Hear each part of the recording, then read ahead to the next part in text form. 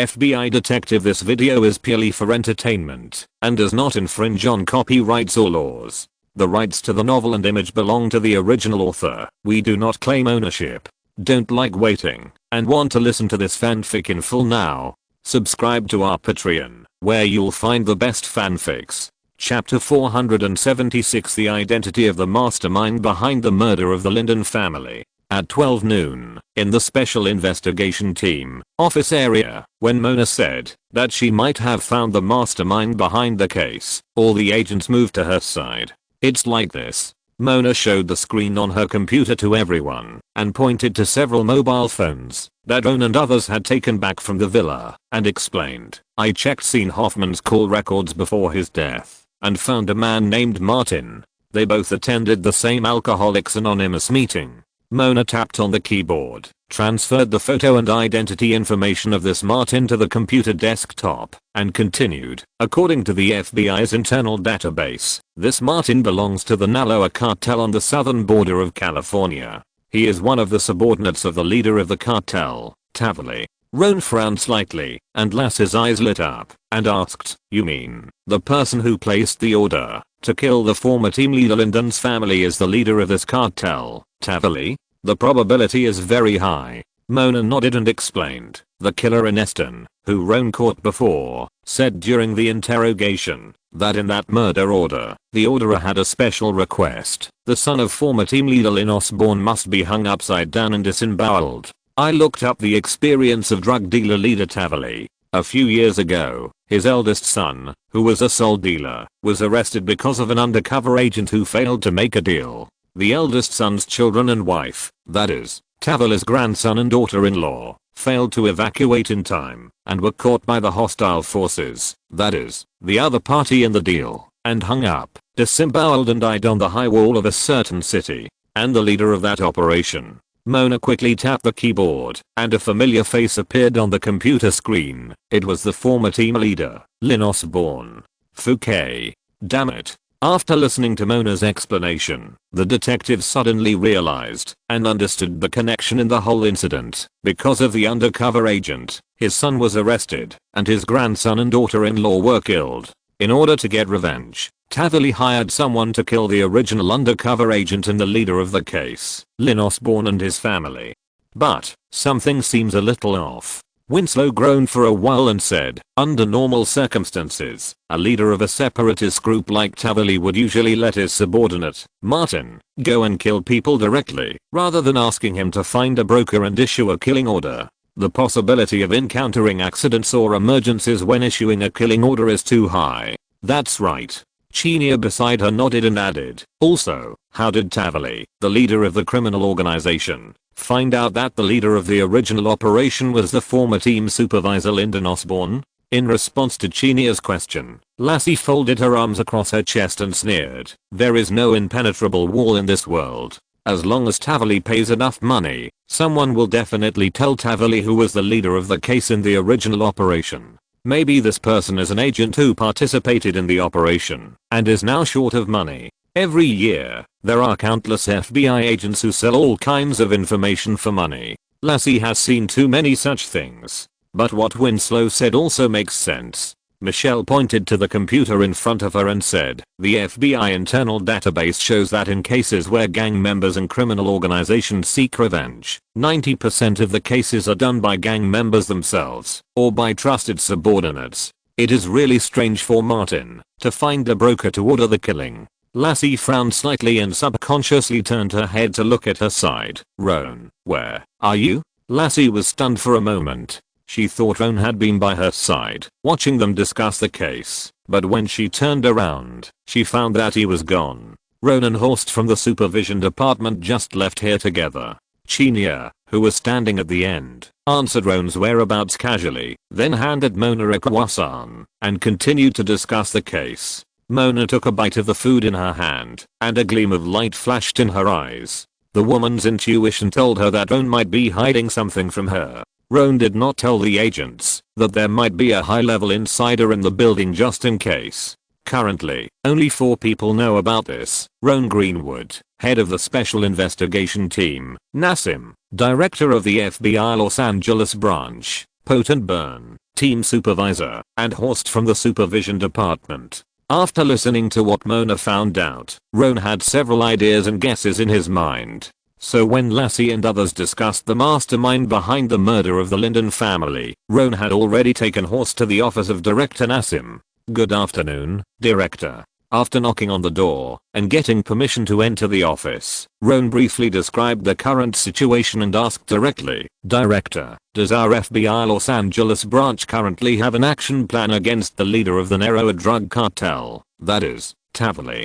Or, does Tavali have an undercover sent by our FBI Los Angeles branch?" Previously, Lassie suspected that Tavali had paid the grassroots agents to learn that the leader of the original action was Lyndon Osborne. But Roan, who knew more about the matter, suspected that Tavali might have learned about this from the insider. Director Nassim's face changed slightly when he heard this. He also thought of this, so he said in a deep voice, "The Department of Homeland Security has indeed launched an operation against the Narrow cartel, which has been operating for more than a year." Director Nassim was not particularly familiar with the specific details of the operation of the Department of Homeland Security. After all, the director was more concerned about the general direction of the development of the branch. After picking up the landline phone on the desk and briefly describing a few words, Director Nassim hung up the phone and asked Horst from the supervision department to go to the Department of Homeland Security and secretly bring the relevant documents of the operation here. "Okay, Director." Horst nodded with a serious expression and turned to leave the office. Director Nassim leaned back in his chair, closed his eyes, pondered for a while, and asked, "Roan, do you have any guesses about the identity of this insider now?" "Sorry, Director, not yet." Roan shook his head.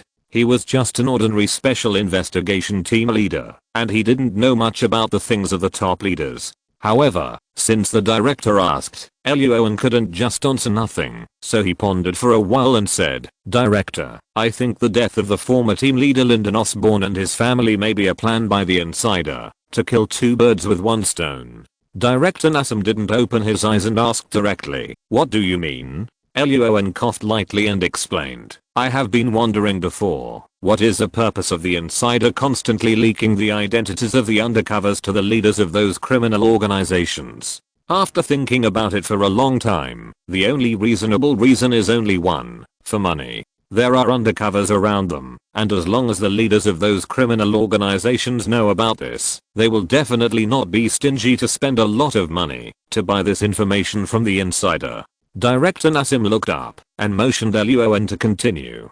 Seeing this, Luo An continued, "This insider has been hiding himself for so many years. He must be a very cautious guy. These criminal organization leaders later died in various accidents, and the insider also knows the identities of those undercovers. So we can be sure that the identity of this insider is either very high, or the insider's status is not high, but the position is very critical, or the insider has other accomplices, and the whole thing is a collaboration of several people." Hearing this, Director Nassim raised his eyebrows, slowly opened his eyes, and looked at Luo An, and asked, "You just said that this case may be a plan by the insider to kill two birds with one stone. Explain in detail." Luo An was about to speak when Horst from the supervision department suddenly knocked on the door and returned to the office with a sealed file bag. Chapter 477, The Insider's Plan to Kill Two Birds with One Stone.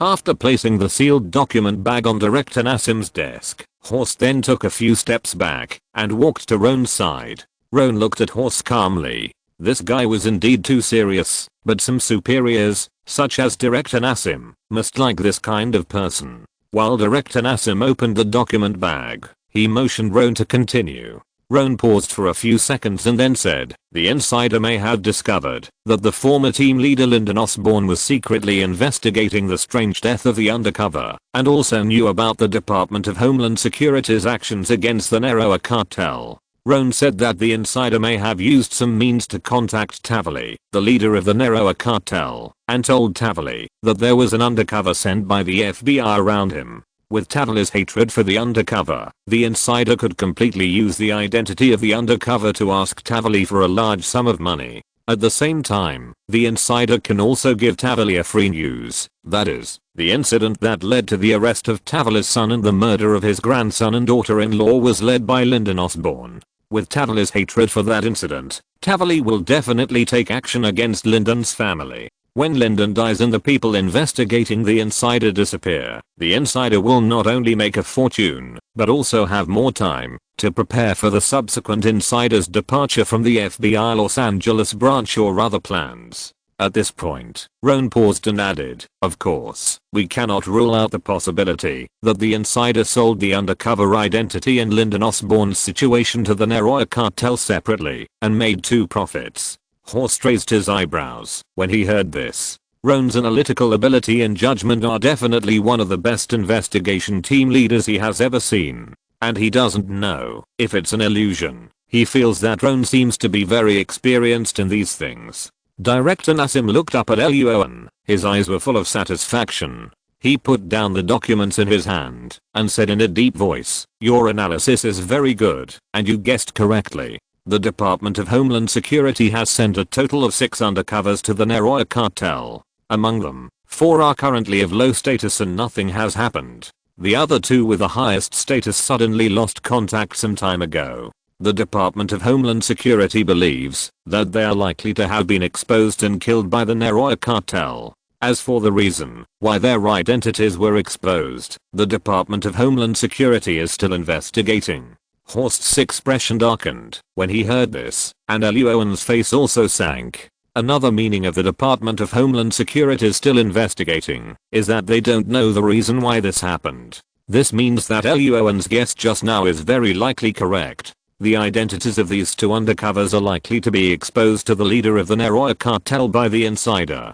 Director Nassim had a wooden face, and his right hand fingers kept tapping on the desk. It is unknown what he was thinking. Time passed by minute. Suddenly, he looked up at Rohn and Horst and said in a serious tone, "I will order the Department of Homeland Security to go to Southern California the day after tomorrow to carry out a raid on the Neroya cartel. Rohn, you will lead the special investigation team to participate in this activity and ensure that the leader of the Neroya cartel, Toily, is safely brought back to Los Angeles. Horst, you will be responsible for contacting the Department of Homeland Security." Understood.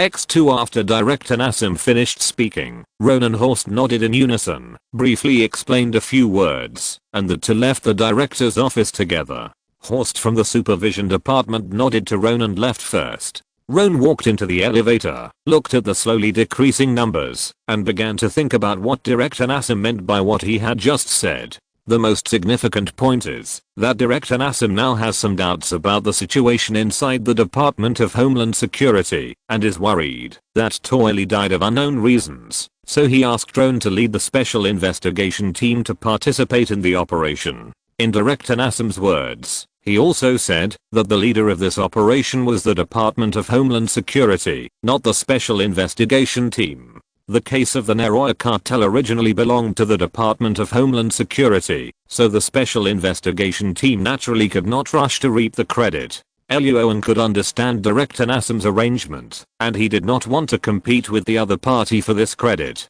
In addition, the joint action of the Department of Homeland Security and their special investigation team must not be hidden from the people in this building. Director Nassim's arrangement was probably intended to alert the enemy and see some people's reactions and attitudes, so as to find out the traitor. Thinking about this clearly, Luo An narrowed his eyes slightly. It seems that Director Nassim likes and is good at playing overt plots. Then Luo An began to think about the emergencies that might be encountered during the operation the day after tomorrow, as well as solutions and other contingency plans. Back to the office area of the special investigation team, Luo An said that he would go to California to arrest people the day after tomorrow, and all the agents were immediately shocked. Chenia stood up first and said seriously, "Team leader, we have only indirect evidence and reasonable speculation. There is not enough evidence to prove that Tavali is the real murderer who ordered Martin to kill Lyndon Osborne's family." "I know." Rohn motioned Chenia to sit down. He had thought of this before. The special investigation team currently has no direct evidence of the murder of former team leader Lyndon. Homeland Security has executed 2 undercovers, but they have spent a year on each other, and it is impossible for them to get nothing. In the eyes of Director Nassim, the most important thing is to quickly and secretly find the inner ghost. Whether Tavali can be convicted is only second. Seeing that Chanel was about to speak, Roan continued, "This operation is a joint operation between our Special Investigation Team and the Department of Homeland Security." Michelle, Lassie and the others were all stunned for a moment. A gleam flashed in Roan's eyes, and then he waved his hand and said, "Mona, Winslow, Chanel, come to my office." Okay. The 3 looked at each other in confusion, but nodded and agreed, and followed Roan into the team leader's office. Mysterious. Seeing this scene, Lassie, who stayed in the office area, complained in a low voice, then sat back in her chair and began to eat snacks slowly with Michelle. Because Los Angeles is a bit far from Southern California, at 7 p.m. the next day, the Special Investigation Team, together with the Department of Homeland Security and several SWAT teams, went to El Sendero, a city in Southern California that is very close to Mexico. "Good evening, Captain Greenwood."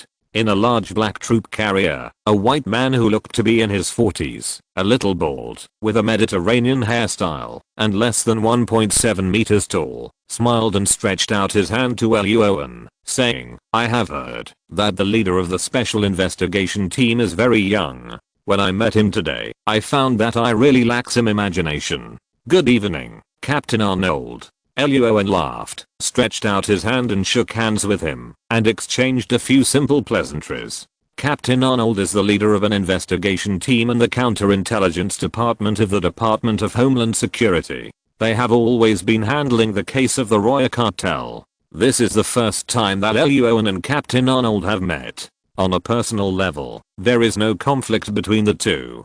But in terms of work, because the Special Investigation Team was transferred by Director Nassim this time and temporarily participated in this arrest operation, the agents under Captain Arnold looked at the Special Investigation Team agents with unfriendly eyes. However, Team Leader Arnold and Roan had a good chat, and Horst from the inspection department was sitting next to them, so the atmosphere in the car was relatively peaceful, and the members of the Department of Homeland Security did not say anything excessive. A few hours later, several large black troop carriers arrived at a road east of the city of El Sendero. Going more than 2 hours along this road, there is a large farm that looks ordinary and is very common in California. But this ordinary farm provides white flour and other addictive substances to 1/6 of the drug addicts in California every year. The farm is the central area of the Roya cartel and the target of the Homeland Security, Special Investigations Group and SWAT teams. Chapter 478 Farm War, Capturing Enemies, Emergencies. In the east of the city of El Sendero, several large black troop carriers turned off their headlights, like several black cheetahs waiting to hunt, quietly hiding in a wilderness. In the compartment of a troop carrier in the center, Team Leader Arnold of the Department of Homeland Security took out a map. "Everyone, this is the topographic map of the farm in front." Team Leader Arnold pointed to the red locations on the map and said seriously, "These are observation posts and armed defense counterattack points set up by the separatist group. According to the information obtained in advance, these locations have rifles, grenades, smoke bombs, etc. Each of these locations in the center has a rapid-fire machine gun, and the number of defense personnel is 223. XN looking at the red locations on the map, everyone in the car frowned, and Luo An raised his hand to rub his temple. The Federation has a well-known law, the Castle Law. That is, when federal citizens encounter danger at home, they have no obligation to retreat, and can resist violently, to protect their lives and property. Team Leader Arnold continued to introduce the specific situation of the farm, such as the warehouse, the residence of ordinary peripheral members, and the residence of the core figures of the criminal organization. In addition, Team Leader Arnold also marked the entrances and exits of several tunnels in the farm, and required that they must be blocked or destroyed as soon as possible during the subsequent operation, and no chance for the people in the farm to escape must be given. The specific time of action was set at the early morning a few hours later. Team Leader Arnold did not directly give orders on how the Special Investigation Team would act later, but had a brief discussion with Luo An before formulating a plan. Time passed by minute, and soon it was 3 o'clock in the morning of the third day. After a good rest for a few hours, the spirits of more than 100 agents and SWAT team members were all restored to the best state. Team leader Arnold nodded with satisfaction, but did not directly order everyone to set off, but took out his mobile phone and made a call first. The other people in the car were a little confused, and Luo An narrowed his eyes slightly, thinking of something. Sure enough, less than 10 minutes later, the rumbling sound of helicopters suddenly sounded in the wilderness. In addition to 5 police helicopters, there were 2 military helicopters full of weapons. 6 seeing the machine guns and rocket launchers on the 3 military helicopters, Luo An's mouth twitched. He knew that, after working in the Department of Homeland Security for so many years, team leader Arnold would never gamble with the lives of his men and let them rush directly into the farm. 7 helicopters roared over the wilderness, and team leader Arnold waved his hand. Let's go. 10 helicopters separated in all directions, forming a circle to surround the distant farm. Several large troop carriers also split up and went straight forward from 3 paths outside the farm. 7 helicopters arrived above the farm, and team leader Arnold shouted, "Open fire." Boom boom boom, bang bang bang. As soon as the voice fell, the FBI and the 2 military helicopters immediately aimed at the defense facilities of the farm below and pulled the trigger. The drivers in the troop carriers on the ground took this opportunity to step on the accelerator to the bottom and directly broke through the gate of the manor and rushed in. In a flash, this quiet area turned into a battlefield. The fierce gunfire and explosions were deafening, and the orange-red flames from the muzzles of the guns became the most prominent light of the farm. The whole operation went very smoothly. The FBI was well prepared and had strong force. Before the operation, they cut off the farm's wires, knocked down the sentry points, turned on the signal jammer, and rushed forward with the helicopter. The moment the wires were cut off, the narrower cartel in the farm felt something was wrong, but before they could prepare an effective counterattack, the defense platform outside was interrupted by the helicopter, and a bunch of troop carriers rushed into the farm. Boom. Boom. Boom. Bang. Bang. Bang. FBI. Put your hands up. Put down your weapons. Put your hands behind your head and lie on the ground. Forward. Forward. Watch out for the warehouse. There are grenades inside. There are many houses in the farm, and the agents and SWAT teams went to their respective areas according to the plan. Bang. Fully armed, Roan ran off the troop carrier. In front of the shocked eyes of the Homeland Security agents, he raised his rifle and shot dead the guy who wanted to blow them up with a grenade in the warehouse not far away. Then he rushed into the villa where Tavali lived without looking back, and shouted, "Special Investigation Team. Follow up." The Special Investigation Team's target for this operation was only Tavali. Roan rushed into the villa first, and Winslow, Michelle, Lassie, Chenier and Mona immediately formed 2 teams, and followed closely to search for Tavali's whereabouts. "Don't shoot. I don't have a weapon." Bang, bang, bang. The villa was very large and the decoration style was extremely luxurious, but Roan and others were not interested in observing the scene in the villa. Instead, they quickly checked every house and killed the enemies who attacked with guns directly and handcuffed the guys who threw away their weapons to supervise each other. We didn't find the target person on the 2nd floor. No one on the 3rd floor. No one in the basement. Chenier, Mona and Lassie shot and killed several drug dealers who resisted, but they didn't find the figure of their target person, Toily. Winslow was about to grab a drug dealer for questioning, and at this moment, a burst of stun grenades suddenly exploded from a room on the other side of the villa. This was a bedroom at the corner of the villa. Michelle, who was fully armed, stood at the side of the door and shouted, "There is a secret passage in this room that we don't know about." The target person just went in with 5 drug dealers with guns. Okay. Luo An nodded. Time was running out. Without waiting for Winslow, Chenier and others to come here, he took out 2 smoke bombs and 2 stun grenades from his waist and threw them directly into the room. Swish, bang, bang. The next second after the stun grenade exploded, Luo An flashed into the room in Michelle's astonished eyes. Inside the room, the sudden appearance of smoke bombs startled several drug dealers.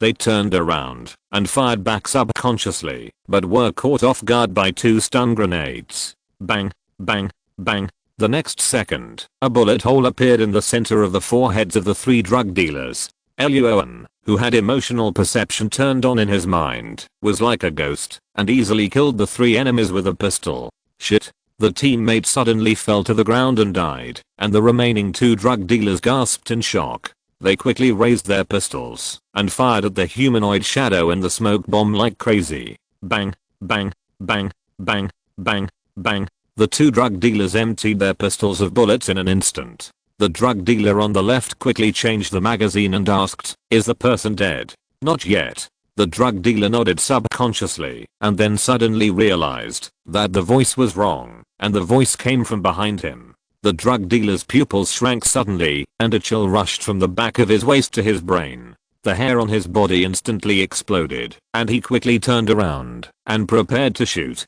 Bang, bang. The next second, 2 gunshots rang out and the 2 drug dealers were shot in the forehead and fell to the ground with shock in their eyes. The secret passage in this room is under the bathtub in the bathroom. Tahuali found something wrong and ran here as soon as he could, ready to escape to Mexico through the tunnel. But Tahuali is already over 60 years old this year and his health is not very good, so his movements are a bit slow. As soon as he arrived at the tunnel from under the bathtub, Roan killed the 5 people. "Mr. FBI, can we negotiate a condition?" Seeing Roan standing at the entrance of the tunnel, Tahuali cursed those people in his heart for being useless, but his expression was very calm, and he said, $5 million, let me go, how about it? Roan grinned, and Tahuali also laughed when he saw this. Just as he was about to continue talking, Roan suddenly jumped into the tunnel and knocked Tahuali unconscious with a punch. The smoke slowly dissipated. Seeing Roan unharmed and slowly walking out of the tunnel carrying Tahuali, the Homeland Security agents who rushed here swallowed their saliva, stared in shock, and quickly turned around to make way for Roan. Roan chuckled and walked out of the room, ready to hand Tahuali over to Winslow and Chanel. At this moment, the familiar sense of danger suddenly surged into Roan's heart. The next second, a gunshot suddenly rang out not far away, and a bullet flew straight towards Roan. Dear book friends, you must keep warm in the near future. The feeling of influenza is too uncomfortable. This wave of influenza is very severe. There are not enough chairs in the room for people who are also hanging medicine bottles because of influenza in the hospital. It's outrageous. If you're listening to this novel on a channel other than Fanfic World, it means they downloaded and uploaded it without effort. We cordially invite you to visit our channel, Mundo Fanfic Novelos. There you'll find the original version of this story and you can explore many other novels of various genres. We're waiting for you to immerse yourself in a world of incredible novels. Chapter 479, The Source of the Bullet, The Suspect, and the End of the Battle. In the east of the city of El Sindaro, a farm was filled with the sound of extremely intense gunfire and explosions. Outside the corridor of the bedroom and the corner of the villa in the center of the farm, the Homeland Security agents stood on both sides to make way for Roan. Winslow and Chanel were about to take over their target, Tahuali, from Roan. Bang! Because it was blocked by other gunshots outside, the sudden gunshot did not attract everyone's attention. Only Mona and Lassie, who were standing in the back, realized something. Their faces changed drastically, and they screamed, "Roan, be careful." At the same time as the two screamed, Roan's body seemed to suddenly become soft, and he and Tahuali rushed forward in front of Winslow and Chanel. "Fouquet, someone is attacking. The enemy is on the right." The moment Roan fell to the ground, mixed with Mona and Lass's shouts, everyone realized what happened, and their faces changed drastically. Michelle rushed to Roan's side, ready to use her body to block the next possible bullet for Roan. Winslow and Chanel subconsciously raised their weapons, looked in the direction of the bullets to find the enemy, and prepare to fight back. Like Lassie and Chanel, the agents of the Department of Homeland Security immediately picked up their weapons and turned around to look for the enemy. But the agents who were looking for the enemy found nothing, because the direction of the bullet was not far from the villa, where several people were clearing the small battlefield that was resisting drug dealers. There was currently a pile of orange-red flames from the muzzles, and no one knew where the bullet came from. Unlike others, Mona quickly moved to Roan's side after he fell to the ground to check the situation, with fear and worry written all over her face. "I'm fine. Looking up at the bullet hole on the wall beside him, Roan narrowed his eyes slightly. The person who shot was not aiming at him, but at the head of Tavali, who was caught by him. If it weren't for the familiar sense of danger that made Roan rush forward, Tavali's head would have been hit by a bullet, and today's operation would have been in vain. I'm fine. Roan got up from the ground and repeated it to the people around him with a grin. Then he handed Tavali to Winslow and Sheena and gave them a look. The two people who reacted nodded seriously and immediately protected Tavali behind them. Seeing Roan and the other two's actions, the faces of all the agents present changed slightly and realized something. Several agents from the Department of Homeland Security turned their heads and exchanged glances. Roan looked at them calmly, gently pinched Mona's arm to tell her not to worry, then picked up his weapon and moved quickly to the battlefield outside the villa, shouting at the same time, "Lassie, come with me to help." Understood. Lassie, who instantly understood Roan's idea, immediately picked up her weapon and quickly followed. Mona and Michelle did not receive Roan's order, looked at each other, and immediately moved to Sheena and Winslow, also protecting Tavali behind them. In the corridor, the special investigation team that was protecting Tavali and several agents from the Department of Homeland Security instantly became two distinct parts, and the air in this area became strangely quiet. Not far from the villa, 3 SWAT members and 3 agents from the Department of Homeland Security were working together to besiege 5 drug dealers. It wasn't that the 5 drug dealers had high marksmanship skills, but there was an ammunition storage point that collapsed behind them. Bang, bang, bang. The fire was full of power, and the continuous crackling of bullets pressed the 3 SWAT members on the left side of the camp to unable to raise their heads. Suddenly, the gunshot ceased slightly. The 3 were about to raise their heads to fight back, but they saw a fat-faced guy in the middle of the drug dealer's camp suddenly carrying a newly dug rocket launcher and aiming at them. The 3 SWAT members' faces changed drastically and quickly moved to other positions to avoid them. The fat-faced drug dealer grinned and was about to pull the trigger. Ha ha ha, go to hell. At the same time, Luo An and Lassie rushed here from the other side. Seeing this scene, Luo An did not hesitate and immediately raised his weapon and shot 2 bullets at the fat-faced man's head. Bang, bang. 2 gunshots rang out, and the man with a face full of flesh instantly splattered blood, and his body fell forward, but he just happened to press the launch button of the rocket launcher at this time, and the rocket followed his fall and hit the drug dealer's position directly. Fouquet. Shit. The other 4 drug dealers saw this scene and their faces turned green. They didn't care about the SWAT team and the other 4 people not far away, and quickly stood up and prepared to jump out of this position. Boom. The next second, a burst of dust burst out, and the rocket exploded violently in the position, and the drug dealer with a face full of flesh instantly filled the entire position. 2 of the remaining 4 drug dealers were thrown to the ground like broken dolls, and fell into a deep sleep forever. Another was saved by Lacey and the agents of the Department of Homeland Security. The last drug dealer's legs were blown away, but he didn't die immediately. The indescribable screams echoed endlessly in this small area. The 3 SWAT team members who had walked around the line of life and death got up from the ground, walked to Roan, stretched out their hands and shook hands with Roan, and expressed their gratitude with a serious and grateful face. Roan smiled and shook hands with the 3 people, chatted briefly, and then turned his attention to the 3 agents from the Department of Homeland Security. "Thank you, Captain Greenwood."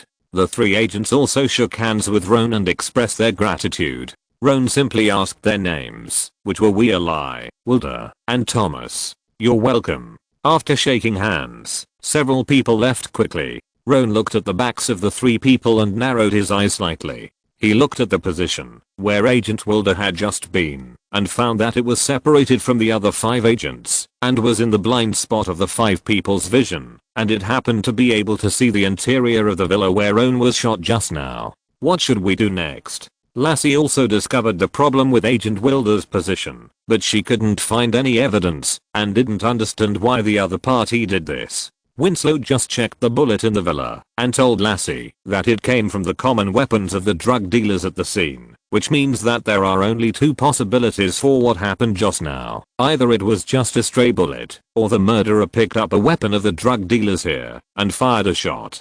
Judging from the murderer's cautiousness, the other party would have quickly wiped off his fingerprints after firing the gun, or even destroyed the gun directly. Hearing Lassie's question, Luo An smiled, then whispered a few words in Lassie's ear. Lassie paused for a few seconds and nodded heavily. During the handshake and conversation with several people, Luo An had been turning on the emotional perception in his mind. The emotions of the other 5 people towards Luo An were gratitude, shock, etc. Only Wilder, the agent of the Department of Homeland Security, had almost no gratitude when shaking hands with Luo An, but more astonishment, anger, resentment, and fear. After the explanation, Lassie turned and walked quickly towards the villa. Luo An looked at the backs of the agents of the Department of Homeland Security not far away. His eyes narrowed slightly, and recalled all the clues he knew so far in his mind, and began to slowly integrate and analyze them. Time passed by minute, and the sounds of fighting on the farm soon stopped before the sun rose.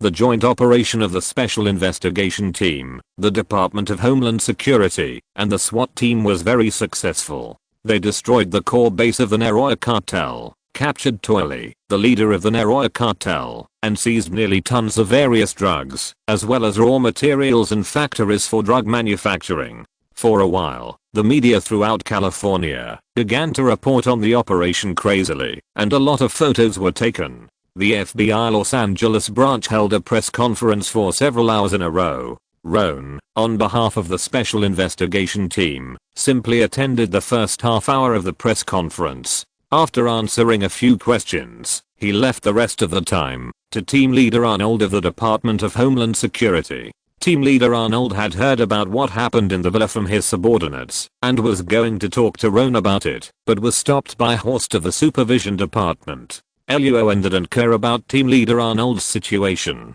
He returned to the Special Investigation Team and did not immediately start interrogating Tavali. Instead, he called Winslow, Chenier, and Mona into the team leader's office. Chapter 480 Interrogation, The Identity of the Inner Ghost. Thursday, 3 p.m., in the office area of the Special Investigation Team. Good afternoon, Mr. Tavali. Luo An walked into the interrogation room alone, turned on the surveillance video, handed Tavali, whose hands were handcuffed, a cup of coffee, smiled and sat on the chair opposite him, and asked, "How is your head? Are you still awake?" Luo An jumped into the tunnel before, and knocked Tavali unconscious with one punch. Tavali, who is in his 60s, has few white hairs on his head and looks very kind. If you don't introduce his identity, ordinary people will probably not think that he is the leader of the Naroya cartel. He looks more like a retired old man playing chess in the park. At this time, with his hands handcuffed, Tavali's expression on his face was also very calm. He smiled and replied, "It's okay, but the recovery is a bit slow. You young people don't know how to respect the elderly at all. I always respect ordinary elderly people, but there is no need to respect the big tycoons." Luo An didn't continue to beat around the bush and directly asked about the situation of the other party's 2 dead undercovers. "Oh, you mean those 2 kids?"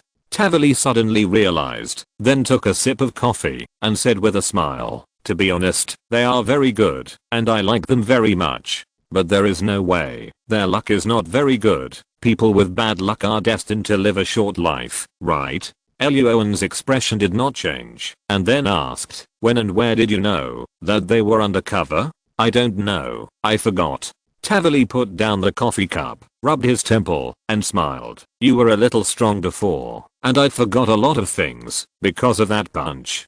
Tavali thought that Luo An would have some negative emotions after hearing this, but he didn't expect Luo An to suddenly laugh. "It doesn't matter, forget it if you forget it. I will help you recall some other things." Luo An's smile was very bright. He opened a folder and took out 2 photos from it. They were Martin, the hired killer, and Tavali's other young son, Willoughby, the next generation of the Roya cartel. Roan pushed the photos of the 2 in front of Tavali, then took out some transfer records and call records, and said with a smile, "I have always wondered why you would send your subordinate Martin to spend money to find a broker, to find a killer to kill people, if you hate Linoska so much. Later, I found out through investigation that Martin had betrayed you and ran to work for your son Willoughby." Roan called Mona, Winslow and Chenier into the office to let the 3 of them investigate and arrest Martin.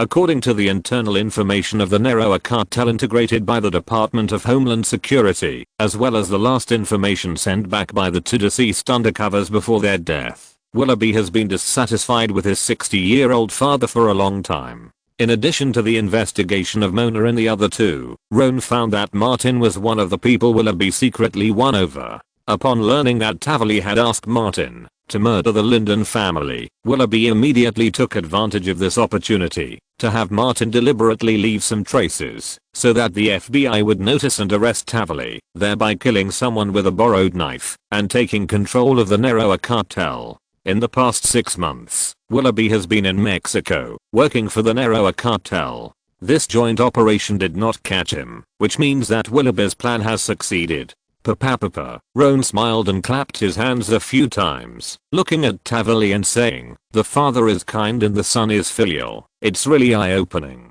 Tavali was silent for a long time, then suddenly laughed, poured the unfinished coffee on the photos of Willoughby and Martin, then looked up at Roan and said, "The identities of the two undercovers and the situation of Lyndon Osborne were all told to me by someone in your FBI. I can tell you everything I know. In exchange, I want a cell with a window view of the woods and a quieter one."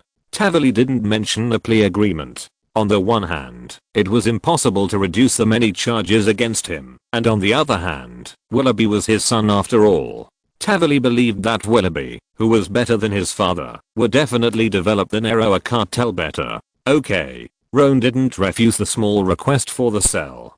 Tavali said that he suddenly received a call on his personal mobile phone some time ago. The voice on the other end of the phone was indistinguishable between a man and a woman. The other party said that there was an FBI undercover agent around Tavali. If he wanted to know who that person was, Tavali would need to pay the other party $2 million. Tavali was skeptical about this, but he was willing to use $2 million as a test, so he made a deal according to the other party's request. The transaction process was that Tavali first deposited the money into an overseas account. After the other party received the money, he asked Tavali to send his men to a certain airport in a certain city or a locker at a certain train station to get a document containing the real identity information of the undercover agent. According to the detailed investigation of his men, Tavali found that the information given by the other party was true, so he made 2 more transactions with the other party, using $2 million and $500,000 respectively, and learned about another undercover agent and the detailed information of the Lyndon Osborne family. The person who sold the information later lost contact, as if he did not exist.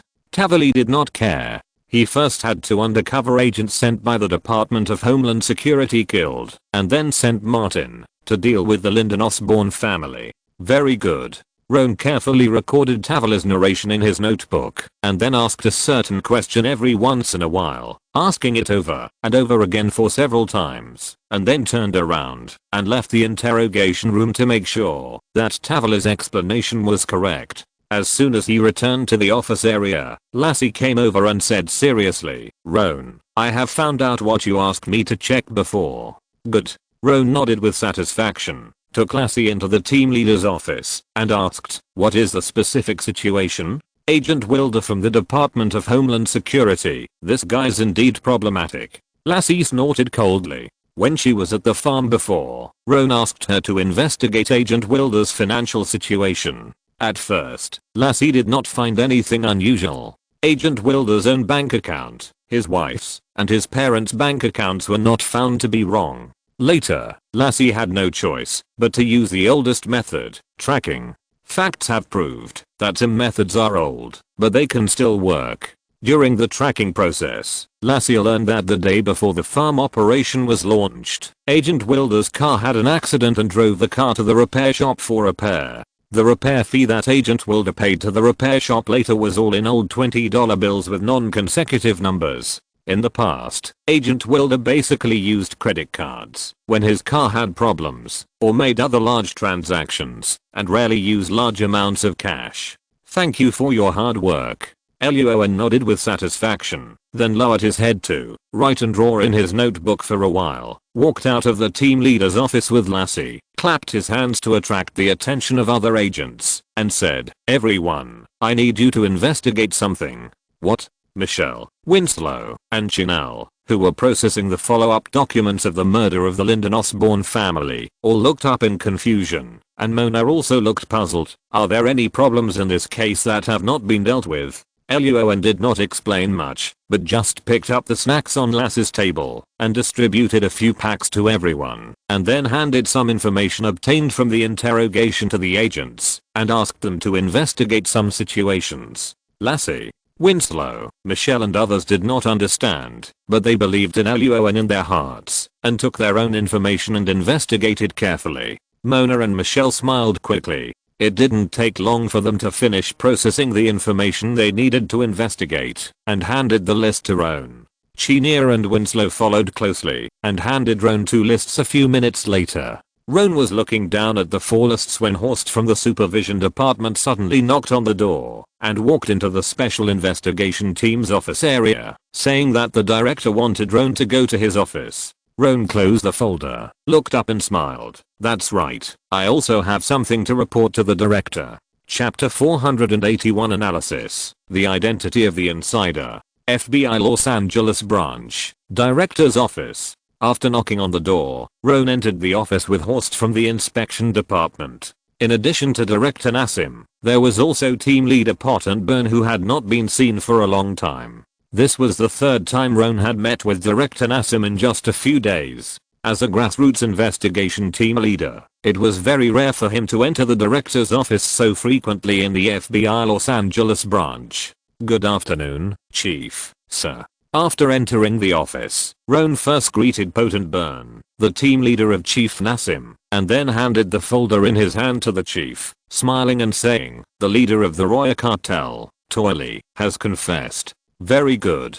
Opening Roan's interrogation record, Chief Nassim couldn't hide the joy in his eyes. He looked down for a moment, handed the folder to Pot and Byrne, looked at Roan with a smile, and said, "Roan, you are worthy of being the head of the special investigation team that Pot and Byrne has always praised. It's only been a short time since the murder of the Lyndon family, and you have found out the whole incident. I have to say that your work is very outstanding." Facing the praise of Chief Nassim, Roan stood up and grinned, without saying too much humble words. After all, Western culture is different from Eastern culture. Excessive modesty will leave a bad impression on Chief Nassim. After Pot and Byrne briefly read the contents of the folder, he also said with a smile, "I have many talented people under me, and Roan Greenwood, the leader of the special investigation team, is definitely the best among them, and deserves the praise of the director." The director nodded with a smile and joked with Pot and Byrne.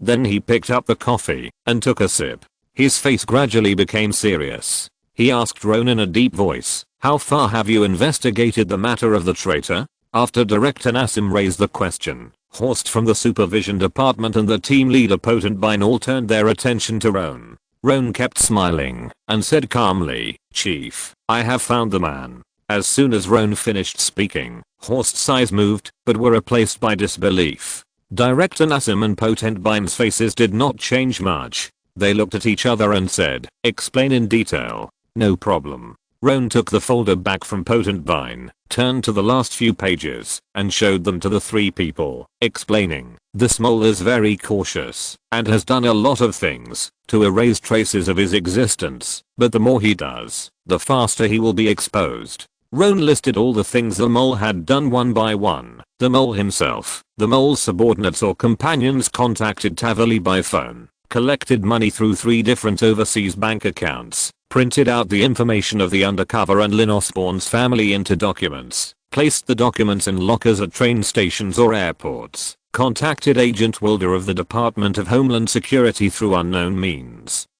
gave him money, and ordered him to kill Tavali in the chaos. In addition, the insider also has access to the identity information of undercover agents in the Department of Homeland Security and other departments, knows the undercover death index of middle-level managers in the FBI Los Angeles branch every year, and the undercover deaths due to unknown reasons have lasted for more than 6 years, which means that the insider has served in the FBI Los Angeles branch for at least 6 years. I listed all these conditions and checked the building of the FBI Los Angeles branch one by one. I soon found 3 officers who met the requirements. Roan took out a piece of paper at the end of the folder and handed it to Director Nassim.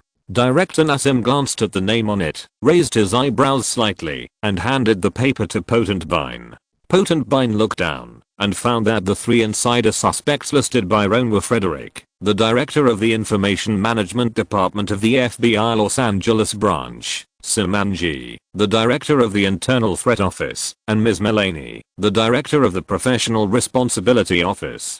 Director Nassim narrowed his eyes and asked, "Which of these 3 people do you think is the insider?" Luo An said seriously, "The director of the Internal Threat Office, Mr. Simanji. What is the key reason? On the one hand, Mr. Simanji has the right to access the information of undercover agents in various departments, which is consistent with all the above conditions, and he has served in various departments of the FBI Los Angeles branch for more than 6 years. Luo An handed the list of information he had asked the special investigation team to find out to Director Nassim and Potent Bine, and explained, on the other hand, Mr. Simanji's business trip frequency is problematic. According to Tavalla's previous testimony, he paid first, and the other party confirmed that the money had arrived, and immediately told him which locker the undercover information was hidden. This means that the insider had prepared the undercover information in the locker in advance before calling the leader of the criminal organization.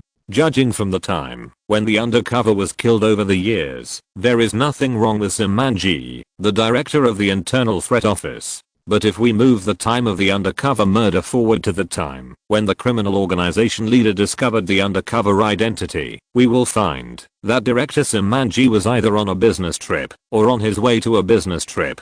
In addition, because federal law stipulates legal political donations, the bank accounts of senior officials of various federal law enforcement departments have more or less problems, and the senior officials of the FBI Los Angeles branch are no exception. Mona's investigation found that Simanji's bank account was too clean compared to other people. Although there was some extra income, it did not match his daily consumption performance at all. However, Rohn did not say this, but just put it in the folder as another piece of evidence. How to deal with it is up to Director Nassim. After listening to the narration, Horst turned his head and took a deep look at Rohn. He had to admit that Rohn, as the head of the special investigation team, had done his best in his work within his authority, and in such a short time, his analysis and reasoning were well founded. Horst immediately felt an indescribable admiration for Rohn. Snap snap snap. Snap, snap, snap. Good, very good. After listening to Luo An's narration, Director Nassim slammed the table, raised his head and laughed, praising him repeatedly. Feeling that the praise was not enough, Director Nassim paused for a few seconds and continued to applaud, with a face full of admiration. Very good. You are worthy of being the youngest investigation team leader of our FBI Los Angeles branch. Team leader Potent Bine also clapped and laughed. After the director finished speaking, he looked at Luo An with emotion, and then added jokingly, Luo An is not only the youngest investigation team leader of our FBI Los Angeles branch, but also the youngest special investigation team leader in the entire federation. That's right. Director Nassim admitted the loophole in his words with a smile on his face. His laughter gradually subsided. He stood up and walked to Luo An and asked, I heard that in the previous operation, you went alone to capture the target person? Seeing this, Director Nassim raised his hands and patted Luo An's shoulders vigorously. He laughed and said, you are still young, and you have been in the position of team leader for too short a time and you are not used to it. When you encounter a situation in the future, remember to call for help, and don't rush up by yourself. Seeing the kind expression on Director Nassim's face, Rohn immediately smiled and nodded. Very good.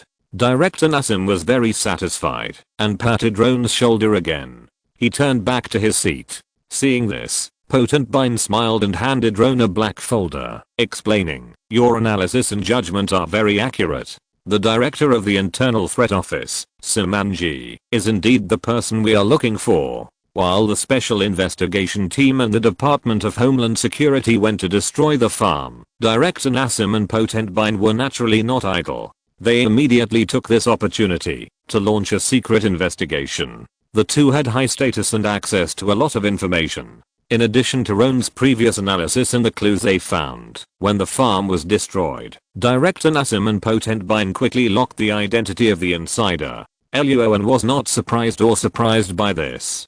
He had already found so much information and clues. If the director Nassim, who was several levels higher than him, and the experienced potent burn, could not find the traitor, then the identity of the traitor must be very problematic.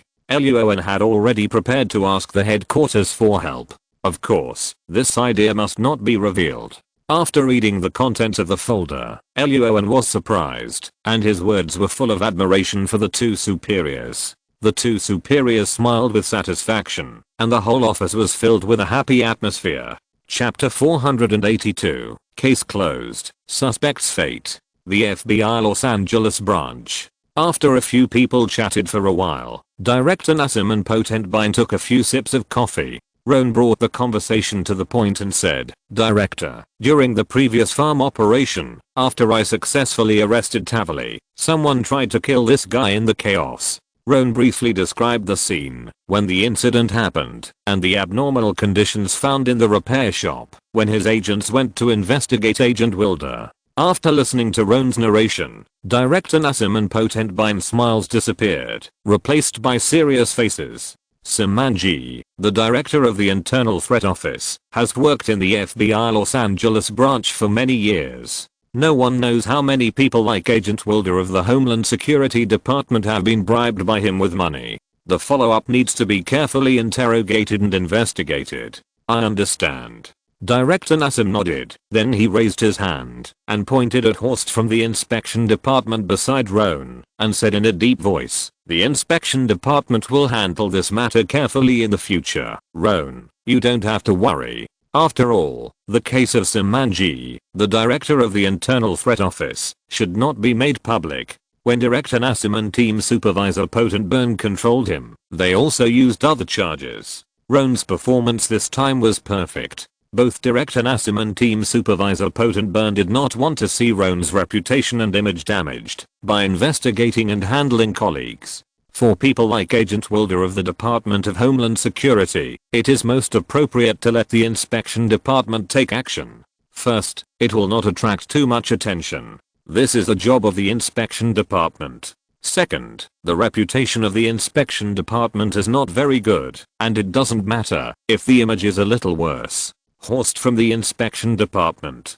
Horst's eyelids trembled, but he still agreed with a serious face. Seeing this, Luo An smiled. "Thank you, Director." Director Nassim waved his hand, then gave a few instructions, indicating that Horst from the inspection department should stay first, and Potent Burn took Luo An out of the director's office first. In the corridor outside the director's office, Potent Burn carefully looked at Luo An and said with a smile as he walked, "Luo An, you really opened my eyes this time.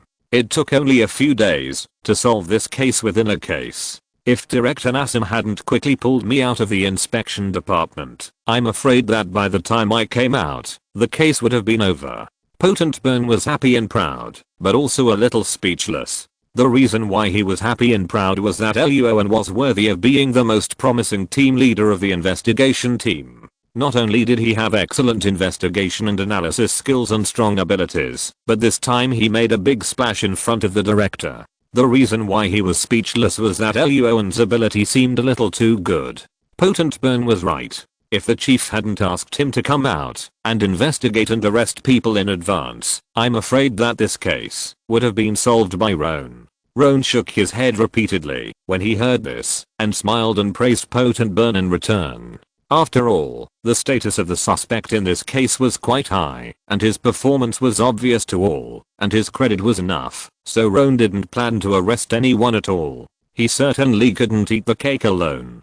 Potent Burn smiled even more and patted Roan on the shoulder. He still had some follow-up work to deal with this case. He simply gave a few instructions and turned around and left. Roan took the elevator back to the special investigation team. The detectives who were dealing with the murder of the Linden family looked up and greeted him when they saw him come back. Mona directly held the laptop and followed Roan to the team leader's office. Mona entered the office, put the laptop directly on Roan's desk, and asked in a low voice, "Roan, are there any other problems in this case? The agents of the special investigation team are all smart people.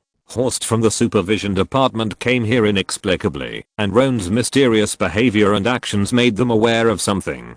It's just that they didn't guess what the specific thing was, they just felt that the situation was not right. However, Roan didn't mean to say anything. Lassie, Winslow and others didn't plan to ask, because they had extraordinary trust in Roan. Only Mona, she couldn't suppress her curiosity, so she came here to test and ask. There are indeed other problems, but the team leader won't let me say it. Roan laughed and threw the pot to potent burn. Mona's face fell when she heard this. She knew her limits, so she simply stopped asking questions and pointed to the screen of her laptop, changing the subject and asking, "We have already caught the current leader of the Naroa drug cartel, Tawley. But Tawley's son, Willoughby, who is the next leader of the Naroa drug cartel, is currently in Mexico. What should we do next? The Department of Homeland Security will deal with him, and our special investigation team doesn't need to worry about it." Roan closed the laptop and handed it back to Mona. He had mentioned this matter to Director Nassim not long ago, and also briefly described Willoughby's operation of borrowing a knife to kill people and being kind to his son. Director Nassim thought about it for a moment and finally decided to let the Department of Homeland Security handle the follow-up work of this criminal group. One reason is that Willoughby is currently outside the federal government, and the investigation and handling work is more difficult. Another reason is that Director Nassim is worried that Willoughby will retaliate against the Special Investigation Team, which is small but full of elites. Arnold, the head of the Department of Homeland Security, is experienced and can handle similar problems. Team Leader Arnold. Okay. Mona nodded and left the team leader's office with her laptop. Luo An also took a folder and began to deal with the follow-up documents of the murder of the family of the former team leader. At the same time, on another floor of the FBI Los Angeles branch building, Horst, wearing a black suit, with a blue ID card stuck on his chest, and an expressionless face, followed by several inspectors dressed in the same way, walked straight to the area where the Department of Homeland Security was located under the various gazes of passers-by. He pushed the door and walked into a certain action group. Facing the hostile gazes of the action group agents who stood up and looked at him, Horst turned a blind eye and looked directly at the target person of their trip and said coldly, "Agent Wilder, hello, please come with us." Upon hearing this, Agent Wilder's face instantly sank. That night, when the special investigation team was packing up and preparing to leave work, Lassie suddenly exclaimed, "Everyone, big news. The director of the Internal Threat Office, Simanji, has been fired." Wow. Mona moved her chair to Lassie's side and asked curiously, "What's the reason?" "I don't know, but other agents guessed it was a financial problem." Lassie spread her hands. She had seen too many such things. Mona suddenly realized, and Winslow, Michelle and others also began to discuss other similar cases with a smile. As for the news that more than a dozen grassroots agents below the news, such as Agent Wilder and others, were taken away by the inspection department for investigation, they were selectively ignored. After all, the inspection department would investigate certain agents every once in a while, and they were used to it. Roan changed his clothes and walked out of the team leader's office. Seeing everyone gathered together chatting, he asked with a smile, "What are you discussing?" "We are discussing the importance of money in federal life." After answering Roan's question, Lassie smiled and asked, "Roan, this case has been solved. Our special investigation team has been busy for so many days. Isn't it time to take a break?" "Yes, we really should take a break." When Roan heard Winslow mention the news that someone was dismissed, a strange look appeared in his eyes, but he didn't say anything. Then he waved his hand and said loudly, "Let's go to the barbecue restaurant for dinner tonight, and go to work at noon tomorrow." Lassie's treat. "What?" "Yeah, the smile will not disappear, it will only shift." As soon as Roan finished speaking, the smile on Lassie's face disappeared instantly, while Mona, Michelle and others smiled even more. Intense cheers rang out in the office area of the Special Investigation Team.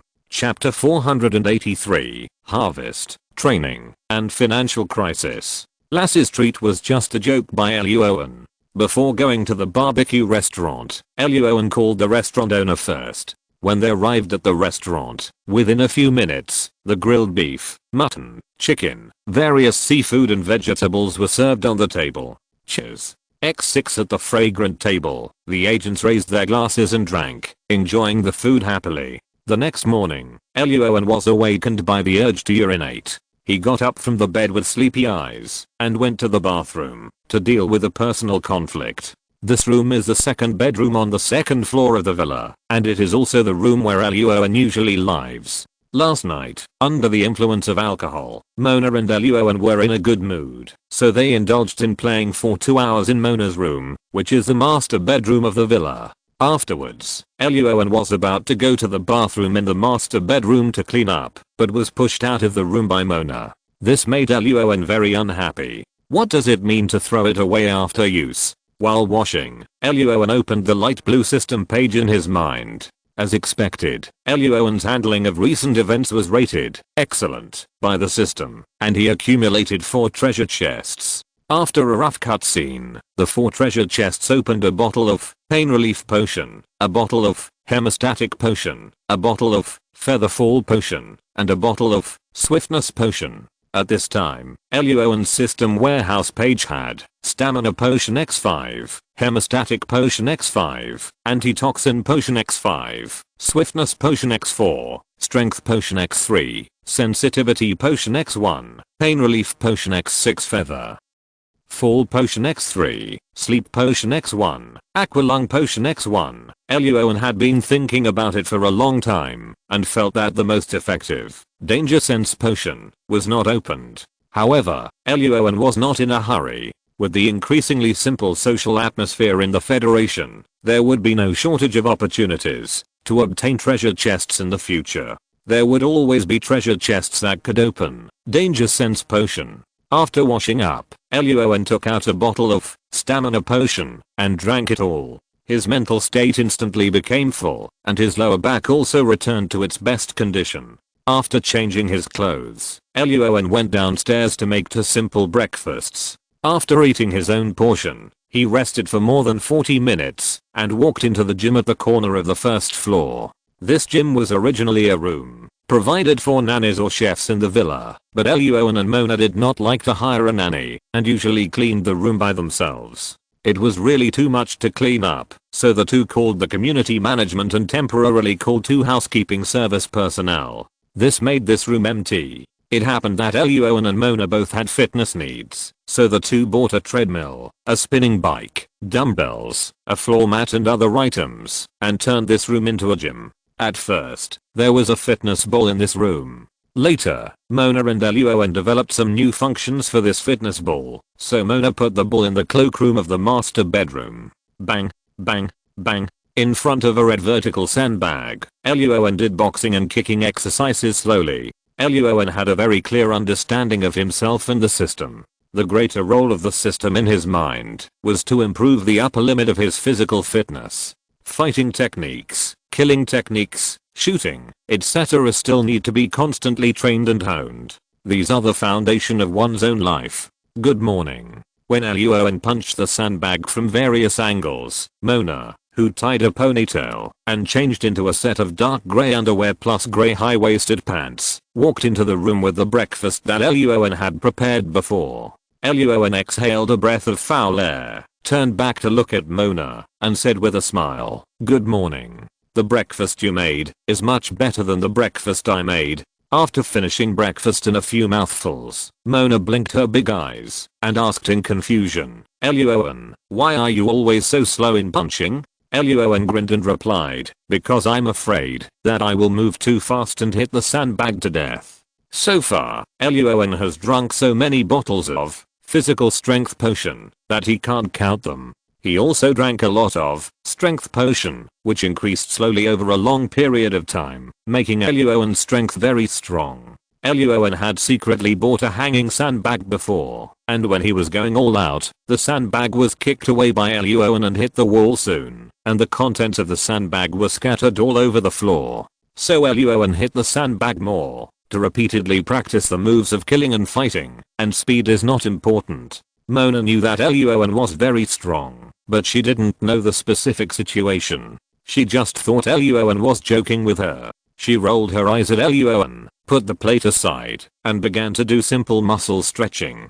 It is not suitable to exercise right after eating because it is easy to cause gastroctosis and other diseases in the long run. It was not until more than 40 minutes later that Mona walked on the treadmill and started to exercise formally. Luo An was still beating the sandbag slowly. Mona jogged on the treadmill for a while and suddenly said, "Luo An, I want to invest my money.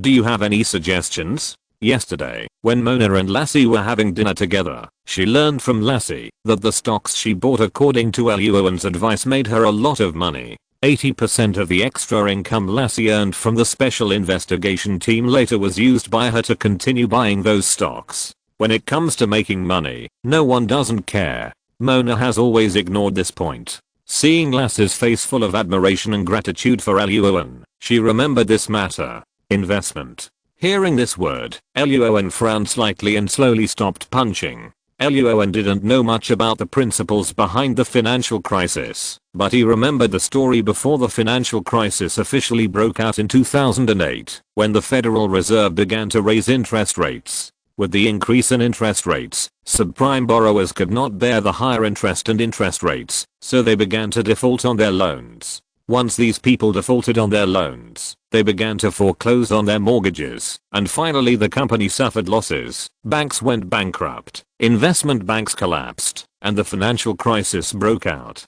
It was already 2006. When Luo An was taking a break some time ago, he took a look at the interest rate of the Federal Reserve Fund, which had increased a lot compared to 2004, which meant that the financial crisis was coming soon. Luo An, Luo An, Mona shouted a few times, and then asked, "What are you thinking about?" "Nothing." Luo An came back to his senses and smiled, took off the gloves from his hands, and threw them aside, and said with a smile, "Mona, don't worry about the investment. I will study it carefully for a while later." "Okay." Mona's expression was a little confused, but she still nodded and agreed.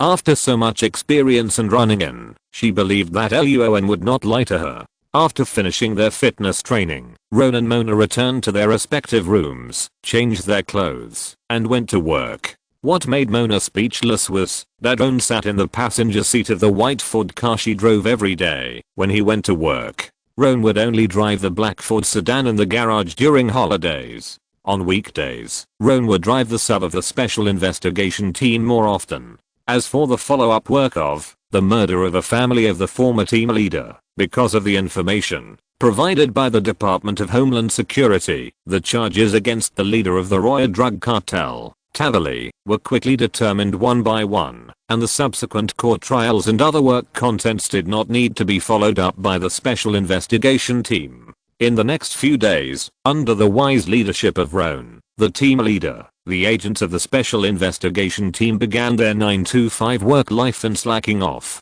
Time soon came to the next Friday. On a chair in the office area, Lassie was holding a bag of snacks in her hand. While eating, she asked, "What are your plans for the next 2 days?" Winslow grinned and asked, "Why, Lassie, are you planning to treat us to a meal?" "Pa, eat your snacks, and don't talk in your sleep." Lassie rolled her eyes at Winslow, and threw a bag of snacks to him. Winslow laughed, but Lassie didn't bother to pay attention to him.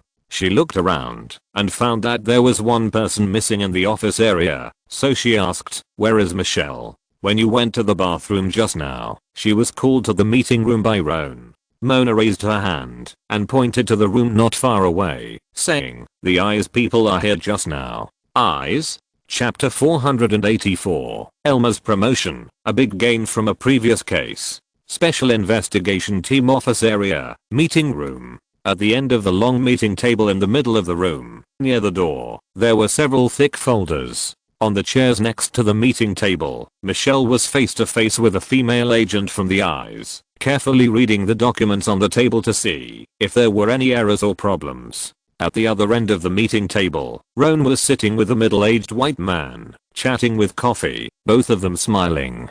The visitor was Roan's acquaintance, Elma, the team leader of ICI, Internal Revenue Service Criminal Investigation Division. However, the word team leader was a title in 2005. In 2006, Elma successfully took a step up and has now been officially promoted to one of the supervisors. In a place like the Eyes, that recognizes money rather than people, being able to beat others and get promoted requires the support of real money and achievements. The achievements that supported Elmer's successful promotion were naturally the Chief Financial Officer kidnapping case, Villa Girl disappearance case, and Judge Hotel Sports murder case that Roan asked him to handle last year. There were not many cases, but there was a lot of real money in them, which allowed team leader Elmer at the time to get a large amount of tax revenue. At the end of the year, when his colleagues were comparing and auditing their business, team leader Elmer punched and kicked his opponents and sat down in the position of supervisor. After successfully taking the position, how could Supervisor Elmer forget Roan Greenwood, the head of the FBI Special Investigation Team who helped him a lot? He wanted to contact Roan to express his gratitude as soon as possible. However, Roan was busy dealing with other cases at the time and had no time, so Supervisor Elmer did not come to disturb him, but postponed the time to now, when Roan was not busy. From the moment he entered the office area of the Special Investigation Team and saw Roan, Supervisor Elmer's smile on his face never stopped, and his eyes looking at Roan were full of kindness. The female eyes agent who saw this scene once suspected whether Roan and Supervisor Elmer had any relatives, because when Supervisor Elmer was in the Eyes, he was always known for his seriousness and ruthlessness, and there were few smiles on his face. "You are so polite." Luo An received the gift of high-end tea from Supervisor Elmer, and his face was full of smiles. The fact that the other party was promoted to a supervisor was indeed beyond Luo An's expectations, but after thinking about it, Luo An also realized that this was a great thing. There is no need to say much about the reputation of the Eyes in the federal government. In the movies produced by the federal government every year, there are all kinds of slanders against the FBI, the CIA, and other government departments, but they dare not slander the Eyes. This is enough to illustrate the image of the Eyes in the hearts of the federal people and its status as a big boss in the federal government. ICI, Internal Revenue Service Criminal Investigation Division, is the boss of the big bosses in the Eyes department. Now Elmer has become one of the supervisors in this department. Luo An, as the head of the FBI investigation team, maintains a good relationship with him, and the benefits are definitely far greater than the disadvantages. For example, in the future, when investigating certain cases, if you encounter a hard bone that is difficult to solve, as long as the situation and method are suitable, Luo An will call Supervisor Elmer, and the other party will definitely not be stingy to help him solve a small difficulty. The connections in ICI are not something that ordinary people can have. Or, most managers in federal law enforcement departments do not have such connections. The atmosphere of Elmer's chat with Roan was very harmonious. After a brief greeting, Elmer took out a childlike invitation from his pocket and said with a smile, "By the way, the day after tomorrow, which is Sunday night, I will hold a coming-of-age ceremony for my eldest daughter. This is the invitation made by my youngest daughter." The coming-of-age ceremony is a characteristic activity in the Federation, a country with a very state of mind.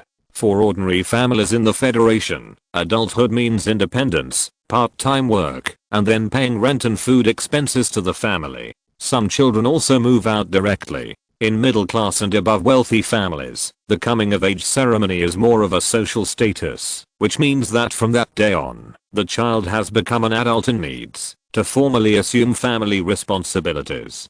Being invited by parents to participate in their children's coming-of-age ceremony dinner means that the relationship between the guests and parents is very close, and they are very good friends. Although Elmer was promoted to a supervisor, he did not have a condescending attitude towards Roan, and still planned to treat them as friends. Like Roan, Elmer also wanted to build a good relationship with Roan.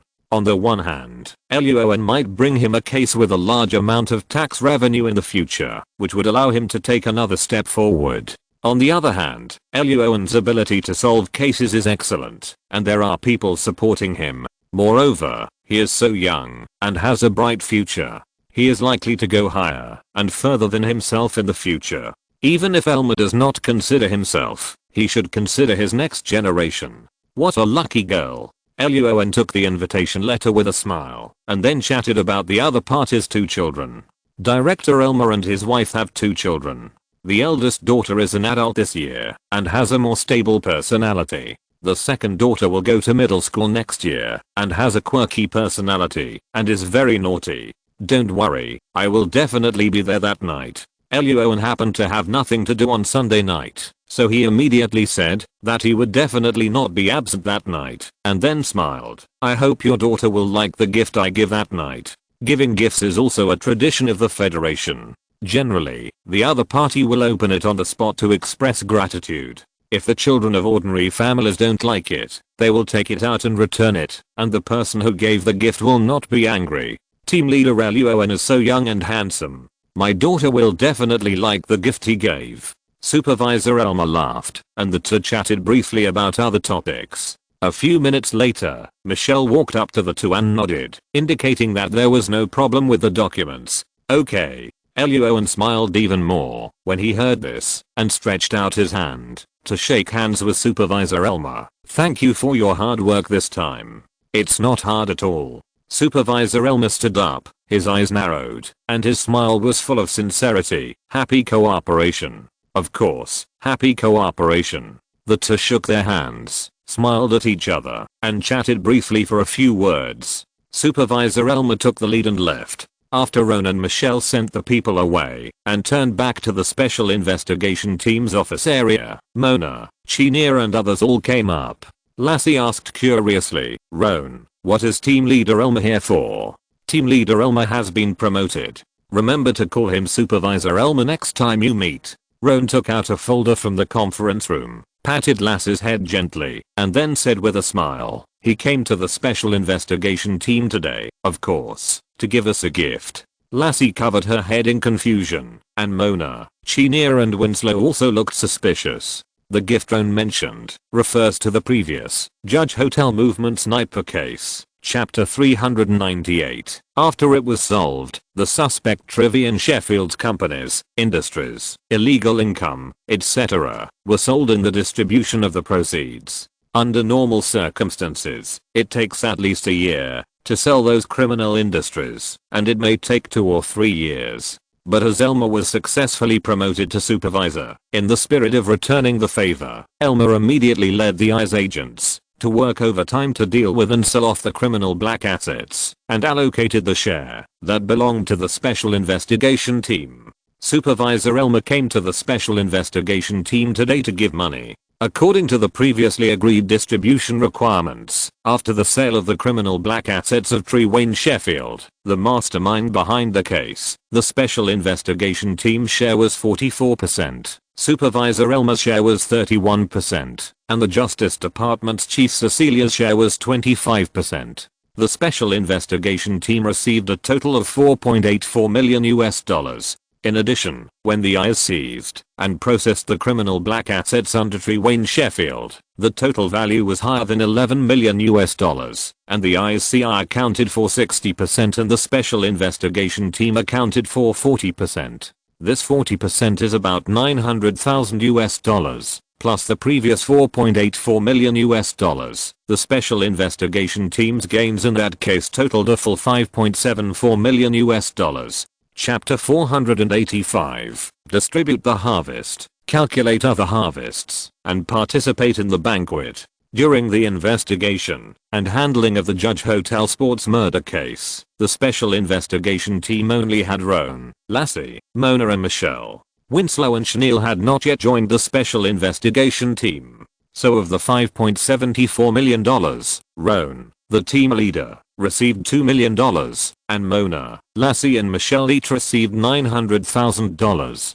The remaining $1.04 million was put into the Special Investigation Team's activity funds by Ron. After the funds were allocated, Mona's eyes lit up, and she gave Ron a look that only the two of them understood, then turned back to her seat and continued typing on the computer. Michelle was not very good at expressing emotions. She just filled Ron's teacup with water, then returned to her seat and silently helped Ron write and organize all the files and reports of recent cases. I love you so much. Lassie was much more direct. When she saw the $900,000 she got, her face flushed, and she jumped to Luo An excitedly, hugged Luo An's arm tightly, and then suddenly became serious and said, "Luo An, why don't you go for a sex change operation, and I will marry you." ITM asterisk %. Luo An was stunned for a moment, then grabbed the folder, and started chasing Lassie, the lawless lesbian. Lassie covered her head, and ran around to avoid it, and the whole office was suddenly filled with a happy atmosphere. After a while, the play was over, and Luo An threw Lassie, who was covered with lumps on her head, to Mona, then waved his hand, and turned back to the team leader's office. Seeing Mona looking at her with a smile, Lassie swallowed her saliva, showed an embarrassed expression, and explained, "Mona, don't get me wrong, I was just joking." "I know." Mona nodded. She certainly knew that what Lassie said just now was a joke. Lassie's lesbian nature was deeply rooted. The relationship between Luo An and her was more like a friend and brother between men. The two had no interest in each other. However, knowing that, Mona still decided to punish Lassie a little, not because of the joke Lassie had just made on Luo An, but because Lassie accidentally knocked over another laptop of Mona when she was running around. There has always been a desktop computer and 3 laptops on Mona's desk. When she was in the 5th investigation team, Luo An led the detectives to solve a case, and the family members gave each member of the 5th investigation team a laptop. Mona was assigned a computer, and snatched another computer from Luo An. Later, she spent money to buy parts, and assembled a computer by herself. Under Lassie's horrified eyes, Mona rolled up her sleeves and laughed, stretching her claws towards Lassie's waist. Mona had learned by chance that Lassie was most ticklish. Regarding the tragedy happening next to them, Michelle and Winslow, one blind and the other deaf, were typing away on the keyboard, writing reports and handling work. Chanel did say a few words to Mona to beg for mercy on Lassie's behalf, but while she was speaking, Chanel silently grabbed Lassie's hands as she tried to fight back against Manel. Lassie, Winslow and Chanel didn't have any other thoughts about not getting a share of the proceeds from the case. They were very mature. They didn't participate in the investigation and handling of the case, so naturally they didn't get a share of the proceeds. Moreover, Winslow and Chanel were not in a hurry. Not long after they came to the special investigation team, they earned more money than they had ever earned in all those years of work. With Roan's ability to solve cases, they will have plenty of opportunities to make money in the future. Back in the team leader's office, Luo An turned on the computer on his desk, transferred $2 million into his bank account, and then began to sort out and calculate the funds for the special investigation team. Since he became the leader of the special investigation team, Luo An understood the feelings of August, the leader of the 5th investigation team. Most of the funds for August's 5th investigation team came from the grants from above, and the team leader Verines was a bit stingy, a bit frugal, so August's life was not easy, and the funds for the case were tight most of the time. Luo An was different. Although the funds for the case given to him by the above were not much, he could always earn funds for the special investigation team by himself. Not only did he earn $1.04 million in the Judge Hotel Sports Sniper case just now, but also after the Addison family villa death case was solved, the special investigation team funded by Lexa with $10 million in funds for the case. $8 million were divided by Luo An and others. And there was still $2 million left. Adding the various funds gained from the cases handled by other special investigation teams, the case handling funds on the account of the special investigation team have accumulated to $5.33 million. Luo An never expected that this money would be accumulated so much. Thinking carefully, it is reasonable. Every time the special investigation team handles a case, the major expenses are only 3 items: the fuel cost of the SUV, the bus fee and meal fee of each agent when investigating the case, and the ammunition fee when on a mission. In addition, the desks in the office area of the special investigation team were donated by Luo An from other investigation teams. The computers used by the agents were also donated by Luo An from other investigation teams. Even the several SUVs of the special investigation team were still donated by Luo An from others. In addition, Luo An's excellent case handling ability means that the case handling funds of the special investigation team have always received far more money than the expenditure. Silently closing the computer page, Luo An became more determined to use the public car for personal purposes. Sunday evening. At the invitation of Elma, the director of ICI, Roan, wearing a suit, and Mona, who was also dressed up, went to the coming-of-age ceremony of Elma's eldest daughter. Elma's eldest daughter is named Zyrani, and tonight's coming-of-age ceremony dinner is held in a small hotel that specializes in this business. There are not many guests. In addition to Zyrani's classmates, the rest are only the direct relatives of Elma's family and friends invited by Elma who have a good relationship with him and his wife.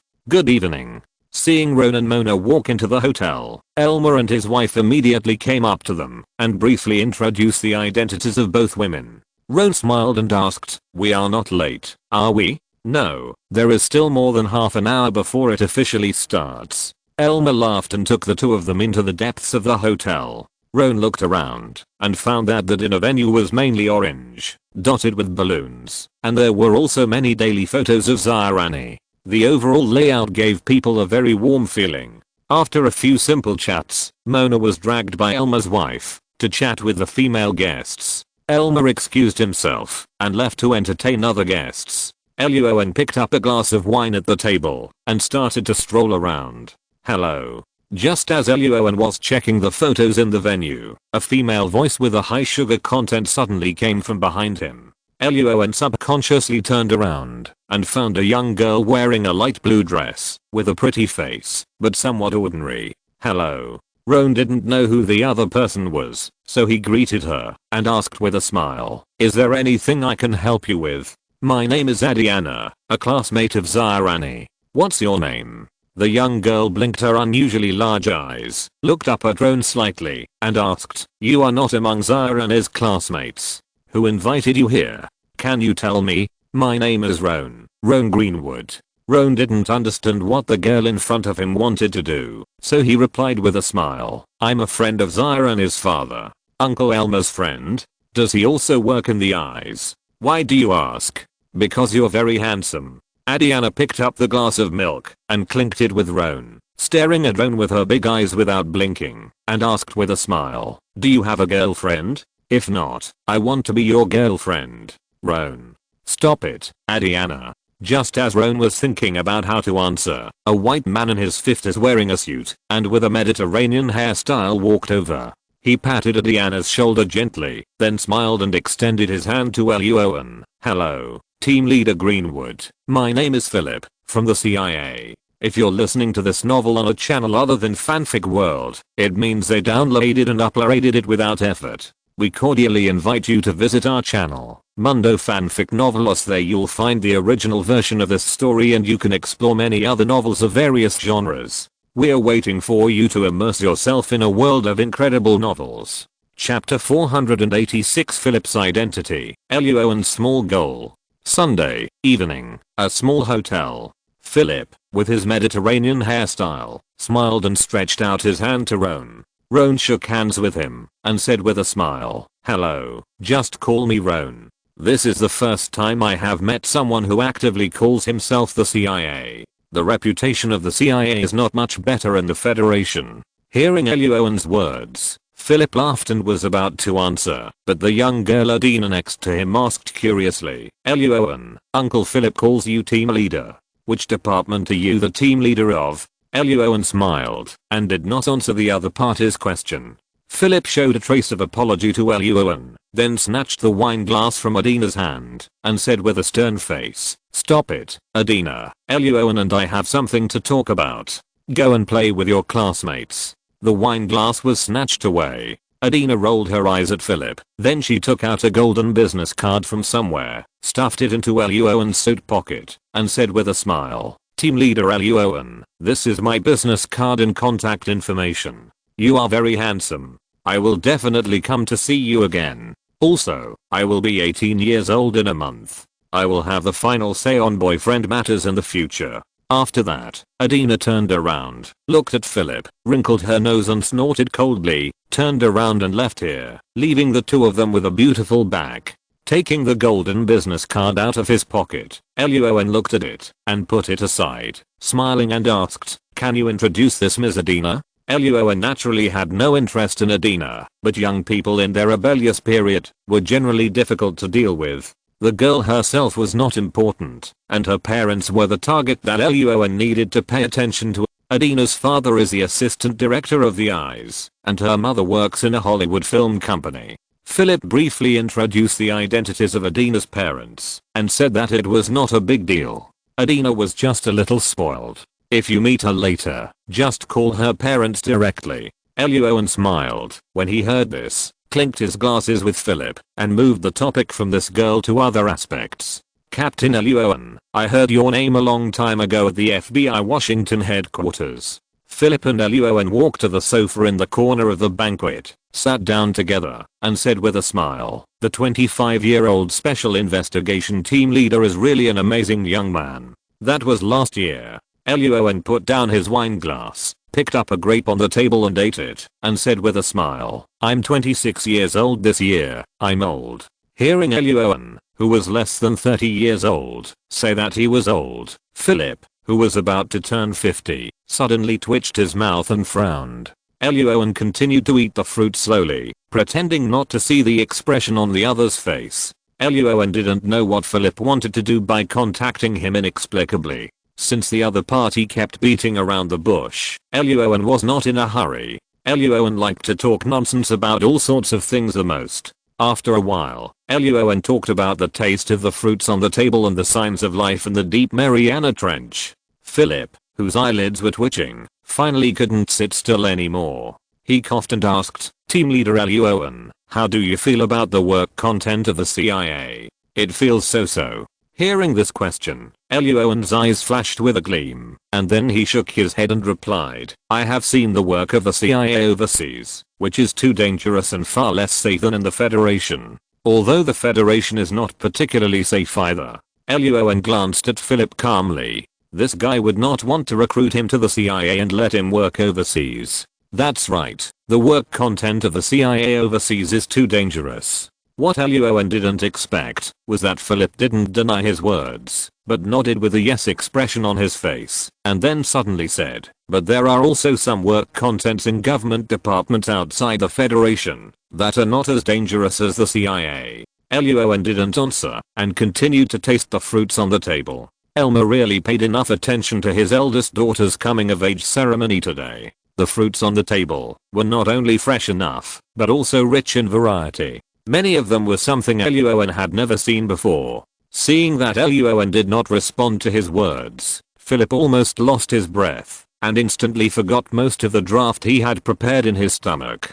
With his eyelids twitching and taking a deep breath, Philip finally stopped beating around the bush and asked directly, "Team Leader Luo An, are you interested in the work of the Federal Embassy in other countries?" Luo An raised his eyebrows, turned around and asked in surprise, "Mr. Philip, don't you work in the CIA?" Philip took a sip from the wine glass, indicating that the CIA was just one of his jobs, and he also worked for the DIA. The DIA, the Federal Defense Intelligence Agency, is the main foreign military intelligence organization under the Federal Ministry of Defense. It is the superior management agency of the Federal Defense Attaché system, and is mainly responsible for sending military attachés abroad, federal embassies and consulates in other countries, and other work. Luo An suddenly realized that it seemed that the CIA was probably the skin that Philip packaged for himself, and he actually worked for the DIA. The Federation has a total of 18 intelligence departments, including FBI, CIA, NSA, National Security Agency, DIA,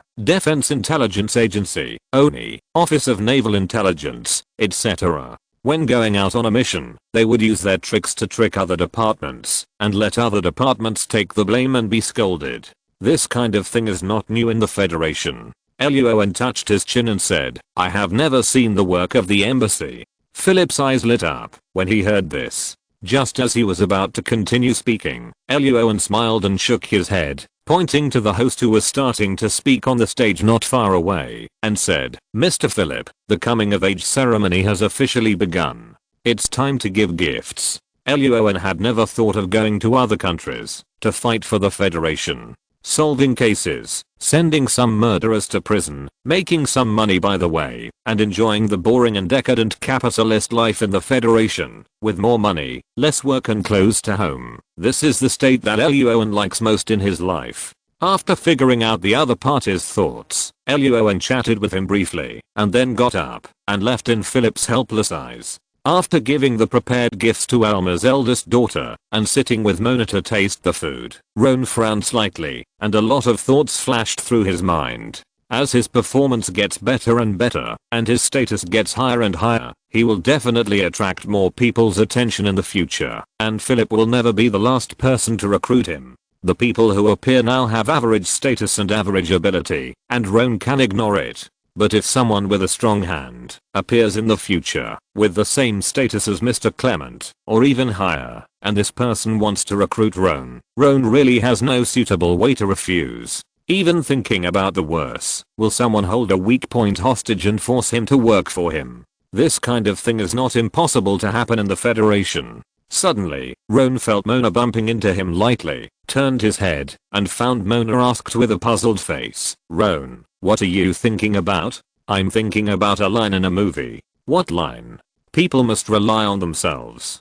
Facing Mona with a confused face, Roan narrowed his eyes and grinned. The Federation is a capitalist country, with money equals power equals status. The formula is not rigorous, but the principle behind it is similar. Luo An swallowed the food in his mouth, a gleam of light flashed in his eyes, and he silently set a small goal for himself: make $2 billion before the financial crisis breaks out. When the financial crisis officially breaks out, use this $2 billion to make $10 billion. After the coming of age ceremony dinner, Luo An exchanged a few simple pleasantries with the Elmer family, and turned to leave. Halfway through, Mona, who was sitting in the passenger seat, suddenly asked, "Luo An, what's the matter with that girl?" Luo An, who was driving, yawned. "She thinks I'm handsome and wants to be my girlfriend." "Really?" Mona narrowed her eyes slightly, reached out and grabbed Luo An's thigh. "Then how did you answer?" "I threw away the business card. What else can I answer?" Luo An's face suddenly changed, and he said seriously, "Mona, I'm driving. You drive yours, I do mine. Don't disturb each other." "Okay." Luo An's eyelids twitched, and he quickly drove the car into a dark alley. Luo An had seen similar cases in the FBI files before, and he didn't want the car to be destroyed and people to die. Mona looked up, her face full of confusion. "Why did the car stop? What do you think?" Luo An grinned and turned off the car. This car was difficult to drive, so he wanted to find another one. Chapter 487 Lassie on San Fernando Valley, new case. The next day was Monday of a new week. Lassie looked exhausted, yawning as she pushed the door and walked into the office area of the Special Investigation Team. "Good morning." "Good morning." Winslow threw a bag of breakfast to Lassie and asked with a smile, "Which bar did you spend your Saturday and weekend in?" There were 4 women in the Special Investigation Team. Michelle was quite quiet, focusing on handling her work and showing her role in front of Roan. Chanel didn't talk much most of the time, except when she was on a mission. Mona didn't talk much when she was busy with things on the computer. Only Lassie was careless every day, like a chatterbox. So Winslow became good brothers with Lassie not long after he came to the Special Investigation Team. The two of them occasionally went out to have fun together. Lassie liked young girls under 25 years old, and Winslow liked mature women over 30 years old. The two had different goals and directions, and there was no conflict. Sometimes they would cover for each other. When Roan and others knew about this, they were all very speechless. "Don't mention it. I was careless last night." Taking the breakfast that Winslow threw to her, Lassie opened it and started eating. While eating, she said, "Remember the Black Jasmine bar we went to together before? I met 2 young girls who looked like college students in that bar yesterday." Winslow was full of curiosity. "Then what?" "Those 2 girls were actually actresses who went to Hollywood to pursue their dreams. They didn't even finish high school." Lassie finished her breakfast in a few bites and complained, "If I hadn't reacted quickly enough, I would have been fooled by them last night." Chanel's ears pricked up silently. Winslow was a little puzzled and asked, "What can they cheat you of?" "Of course it's money, or even a disease." Lassie shook her head and explained, every year, young girls who come to Hollywood and dream of becoming famous overnight, more than 60% of them end up going to the nearby San Fernando Valley. The San Fernando Valley is a mixed bag. It's a blessing in disguise for these girls to meet a reliable company. I'm afraid that they will run into unreliable companies and end up signing their own indentures without knowing anything. San Fernando Valley, located 30 kilometers northwest of Los Angeles, covers an area of 895 square kilometers. It is known as the Hollywood of the porn industry, with more than 300 porn production companies located here. Once those girls sign with a company in the San Fernando Valley, they will completely lose the chance to become famous in Hollywood in their lifetime. Winslow frowned when he heard this, and before he could speak, Lassie raised her head and gulped down a large cup of coffee. Then she let out a long sigh and asked, Mona and Michelle haven't come to work yet? Currently, there are only Lassie, Winslow, and Chanel in the Special Investigation Team's office area, and the rest of the seats are all empty. They are here, but they were called away by Roan just now. Just as Chenia was about to continue explaining, Roan suddenly appeared at the gate of the Special Investigation Team's office area, slammed the door hard, and said loudly, everyone, stop chatting, hurry downstairs. Our Special Investigation Team has a new case. Understood?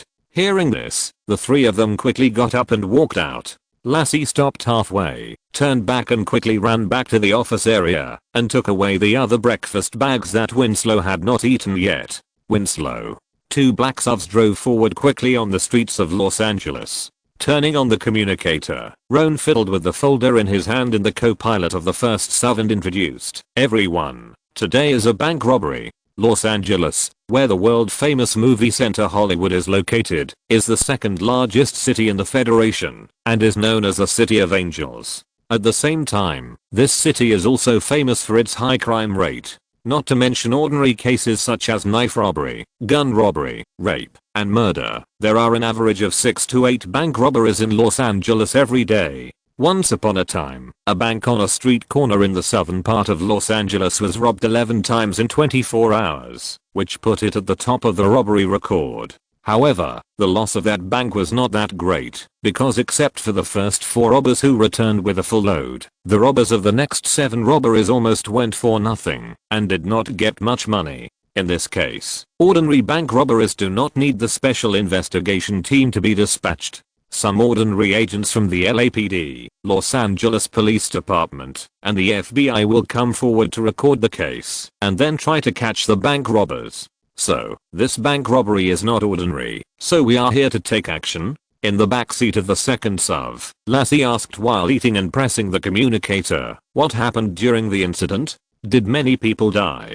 There was no answer to Lassie, because Luo An did not know the specific situation. In less than 10 minutes, the SUV of the Special Investigation Team arrived at the robbed bank. The building of this bank is very tall and large, not far from Hollywood, and is called First Republic Bank of California. First Republic Bank of California was founded in 1985 and is headquartered in San Francisco. It focuses on financial services for high net worth individuals and provides low interest loans to the rich. Its asset size ranks 14th among federal commercial banks. At this time, the LAPD had set up a cordon outside the bank. Many curious people gathered to discuss or looked inside the bank. There were also many journalists filming the scene or broadcasting live news. After showing the FBI's golden badge to the LAPD in charge of the alert, Luo An led 5 agents from the Special Investigation Team and quickly walked into the bank. The scene inside the bank was very chaotic. There were hostages temporarily controlled by the LAPD at the scene, and there was a lot of white sewage on the ground. Roan waved his hand, and Winslow, Chanel, and Lassie immediately went to comfort the hostages and ask for clues. Michelle and Mona went to check the surveillance together. Roan walked up to an LAPD sheriff and asked, "What's the specific situation?" "This group of robbers is a well-trained group of guys." The LAPD sheriff stretched out his hand and shook hands with Roan, and carefully introduced the case. The robbery happened 15 minutes ago. There were 6 robbers in total, and they all had weapons. They robbed a maintenance vehicle that had not been reported lost in time. After parking the car in front of the bank, They took a temporarily closed sign and hung it on the door. Roan picked up the sign and looked at it, raising his eyebrows. This doesn't seem to be the sign of this bank. It's not. The sheriff spread his hands and said, it looks like a movie prop, but the people outside don't know what's going on. When they see this sign, no one knocks on the door and comes in. Okay. Roan nodded and put the sign aside. Seeing this, the sheriff continued, after this group of people broke into the bank, they had a clear division of labor. 3 people were responsible for controlling the situation. They quickly gathered all the employees in the bank lobby and ordered them to lie on the ground. Then they took away their mobile phones, put all the mobile phones in a large box, and then filled the box with water. The sheriff took the box and showed Luo An the mobile phones that were soaked in water and scrapped. He pointed to the white sewage all over the ground and said, after controlling the hostages, the 3 robbers began to sprinkle water in the lobby. According to tests, these were all bleach. Luo An nodded. Cover up the traces. Yeah. The sheriff then took Luo An to the door of the bank vault and said, the other 3 robbers got the key from the bank manager. When the time lock of the bank vault was released, they threatened the bank manager with a gun and opened the vault door with the password. The time lock is an anti-theft device in the center of the bank vault. That is, before the preset time, even with the password, the bank vault door cannot be opened. Luo An rubbed his temples. This group of bank robbers knew about the time lock, which meant that either the robbers had conducted a detailed investigation of the location, or there was a mole in this bank. Putting the 2 guesses in his heart and leaving them for later investigation, Luo An asked, what happened next? Then the 3 robbers broke into the vault. The sheriff continued to introduce, and at the same time, a white mist suddenly appeared inside the vault. Luo An's face changed drastically when he saw this, and he pulled the sheriff back quickly, because the danger perception in his mind was like an electric motor installed, and for the first time, it was like a crazy warning. Chapter 488, Sudden Situation. Horrible Death. Near Hollywood, First Republic Bank of California. Because a bank robbery occurred here, the small square area outside the high-rise building was surrounded by passers-by and news media workers who were watching the show. In the lobby of the bank, there were many bank employees who were forced to become hostages by the robbers, as well as customers who came to handle business as soon as the bank opened. Some LADP police officers and several detectives from the special investigation team were sitting on chairs with them, comforting them while asking the robbers for clues, such as voice, language, skin color, and whether they had scars or tattoos. Going deeper into the bank lobby, there is a very thick round iron door on the right rear less than 5 meters away. The iron door has both a time lock, a fingerprint lock and a password lock, and the precautions are very strict. Entering the iron door, there is a brightly lit corridor. On the left side of the corridor, there is a room called the safe deposit box for temporary storage of cash, and on the right side, there is a room full of large and small metal cabinets for storing various customer secret requests, called the safe deposit box. At the end of the right side of the corridor, there is an elevator going down, which must be activated with a password, fingerprint, and iris. At the end of the elevator, there is the bank's vault. The door of the vault requires several layers of complex passwords to open. The robbers did not intend to take the gold this time. The elevator was still intact and not running, and the vault was safe. But the safe deposit vault above, which stored cash, and the safe deposit vault full of cabinets, were both looted. In the center of the safe deposit vault, there is a metal table for storing cash. At this time, more than half of the cash on it has been lost. The metal cabinets in the safe deposit vault were also violently broken open by 1/3. The items in the cabinets were looted. There were only a lot of metal boxes that the robbers did not want on the ground, as well as some papers or notes whose contents were unknown. When the special investigation team arrived at the bank, a bank manager, several bank employees and LAPD were counting the specific losses of the 2 houses. Luo An originally planned to go into the safe deposit vault and the safe deposit vault with the LAPD sheriff to simply check if there were any useful clues. At this time, a white mist suddenly poured out from the safe deposit vault. Under the warning of danger in his mind, which was vibrating like a motor, Roan's face changed instantly. He immediately pulled the LAPD captain beside him to retreat outside and shouted loudly, "Everyone, Get out of the bank. The bank hall has been echoing with the low buzzing sound of people communicating. Roan's sudden shout scared everyone. The buzzing sound suddenly stopped. After reacting, many people frowned, and the buzzing sound sounded again. What? Who is that man? What did he just say? He asked us to leave. Why? Winslow, Chinia, and Lassie from the special investigation team reacted instantly. It was the first time they saw such an anxious look on Roan's face, so the three of them quickly got up and drove the people around them out, shouting at the same time, "Everyone, get out! Hurry up! Get out!" The white mist spread very quickly. Roan's pupils shrank when he saw this scene. He didn't care about the problem of verbal expression. He kicked the LAPD police officers and several female bank employees who didn't react and were dawdling, and shouted, "Motherfucker! Get the F.K. out of here." Roan shouted angrily, pushed the LAPD chief sheriff beside him away, and ordered him to take people away quickly, then ran into the monitoring room not far away at a very fast speed. In the monitoring room, Mona, Michelle and a bank employee were studying computers and handling monitoring work. Roan suddenly broke in and scared the three of them. Just as Mona was about to ask, Roan didn't have time to explain. He ordered the bank employees to evacuate the place quickly, then grabbed Mona and Michelle and ran out of the bank with them. Although the LAPD chief didn't understand what was going on, he quickly maintained order at the scene and asked everyone to leave quickly. Roan had just run out of the bank with Mona and Michelle when the female bank deputy manager who had been kicked by him ran over with anger, ready to slap Roan. "You damn FBI. Why did you just get lost?" Roan was too lazy to discuss with the female bank deputy manager and pushed her aside, asking Mona and Michelle to call an ambulance, and then ran to the bank lobby again. There were several witnesses in the bank lobby who had witnessed the robbers running away, including a young woman who was holding her 5-year-old daughter to take a statement. Winslow and Chanel ran out with the mother and daughter, but because of the obstruction of some people in front, they were blocked behind the crowd. When the last few people were about to leave the bank lobby, the mother and daughter suddenly fell forward for some reason. Winslow and Chanel hurried to help them, and suddenly they both felt a little dizzy. "Don't sleep." Roan ran to the bank door and supported Winslow and Chinia, letting 2 LAPD officers force them to quickly exit the bank hall. Then Roan picked up the little girl and her mother and quickly evacuated the bank door. What are they doing there? What happened? Why are they all running out? The people watching in the square outside the bank saw everyone suddenly running out of the door, and they were immediately confused and whispered.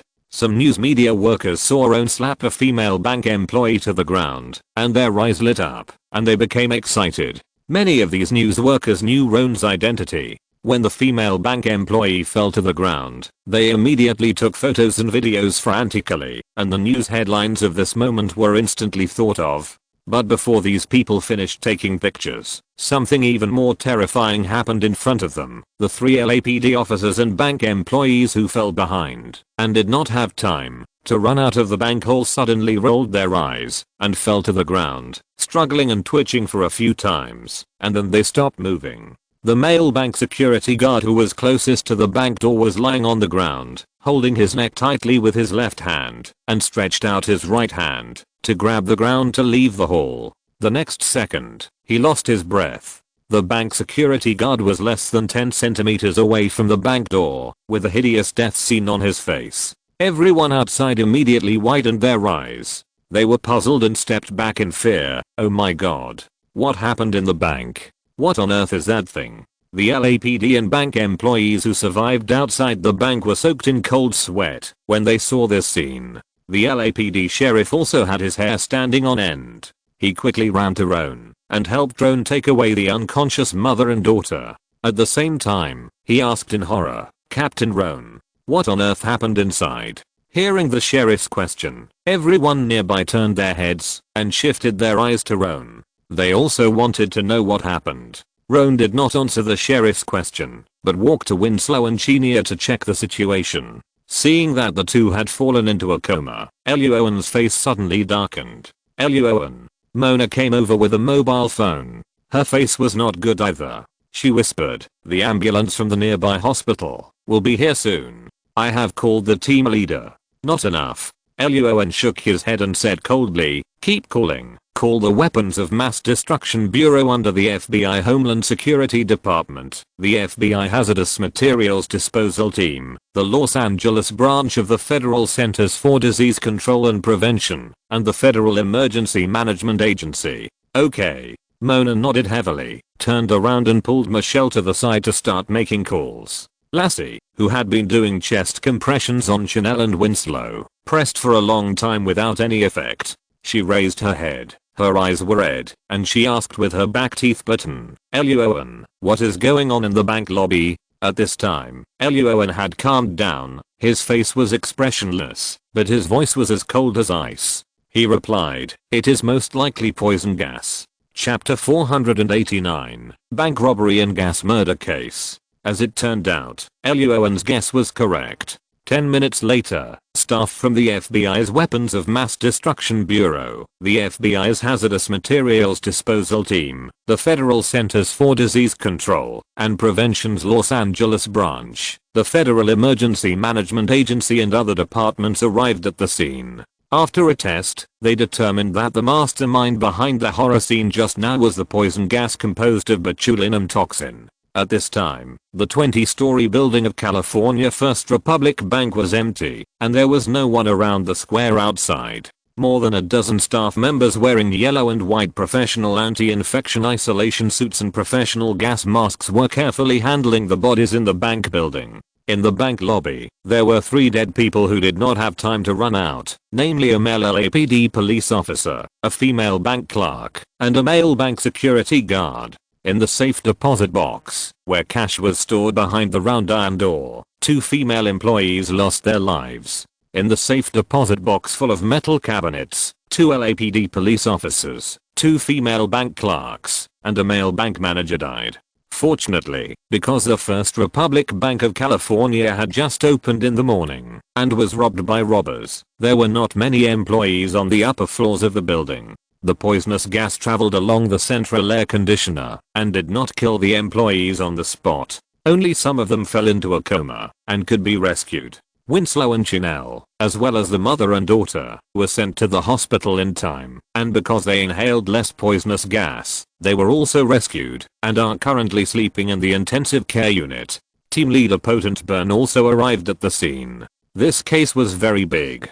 The mayor of Los Angeles, the director of the FBI Los Angeles branch, and even the governor of California called him to inquire about the situation. On the street corner about 10 meters diagonally opposite the building, there were several square column parasols, forming a temporary command center. Fouquet. Behind the command center, Potent Burn hung up the governor's phone call, cursed a few times with an extremely ugly face, then walked to Roan and asked in a deep voice, "How is the scene being handled? We have found the culprit of this accident." Roan pointed, and Potent Burn looked in the direction he was directed. On the table not far away, there was a large transparent glass box. On the lid of the glass box was a red hazard sign with 3 yellow semicircles in the center. Inside the glass box, there was a blue metal bottle that was as thick as an adult's arm. A bottle filled with botulinum toxin gas. Luo An turned his eyes away from the distant hospital and replied, "The protection staff told me that it was full of botulinum toxin, also known as Clostridium botulinum.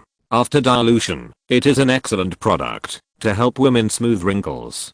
But in high concentrations, it is the most deadly and terrifying poison in the world. It only takes a few seconds for it to paralyze a person and then die of suffocation. Son of." After listening to Luo An's explanation, Potent Burn cursed again in a low voice and then asked, "Have you figured out who sent this bottle of gas into the bank? It's being investigated, but there is a high probability that we won't be able to find it out." Luo An pointed to the bank manager, who was put into a professional body bag by a staff member wearing protective clothing not far away, and frowned and replied, "This bottle of gas was found in a safe depository. The business of that safe depository is to help some people store secret items. As for who the real identity of that person is, and what items he stored in the metal cabinet, the bank does not ask or know." When the security personnel entered the safe, the bottle of poison gas was lying on the ground, and no one knew which metal cabinet it was taken from. It is highly likely that the previous group of bank robbers found it and thought it was useless and worthless, so they threw it aside. Then the bank manager and several employees accidentally opened it when checking the lost items. 80% of the people in the world cannot recognize poison gas at the first time. People who are a little more curious may even get close and smell it hard. And then, nothing happened. A few seconds were enough for the poison gas to fill the room, and everyone lost their lives before they could react. If Luo An had not reacted quickly enough, it would be unknown how many people in the bank hall would survive today. It is possible that the whole army would be wiped out. Potent Burn closed his eyes and rubbed his temples. After a long silence, he took a deep breath and said, "So, these are two cases, one bank robbery and one poison gas possession case, right? No country in the world, whether in the East or the West, allows private possession of poison gas." Roan nodded. If no department or laboratory comes forward to say that this bottle of stuff belongs to them, then there is a high probability that this is two cases. Fouquet. Potent Burn cursed again with anger on his face when he heard this. The number of times Potent Burn said this word today has far exceeded the total number of times Roan has said this word since they met. After a long silence, Potent Burn asked, "Roan, do you have any clues about this case?" "Sir, I have a question." "Go ahead. Should we investigate the gas case first, or the bank robbers first? This question is very important." The special investigation team, including the team leader Roan, has a total of 6 people. At present, Winslow and Chenier are lying in the hospital because they accidentally inhaled the gas while saving people. The special investigation team has lost 2 pillars and returned to the original 4-person state. In this case, the 2 cases must be investigated in a certain order, and it is impossible to handle them at the same time. Investigate the poison gas case first.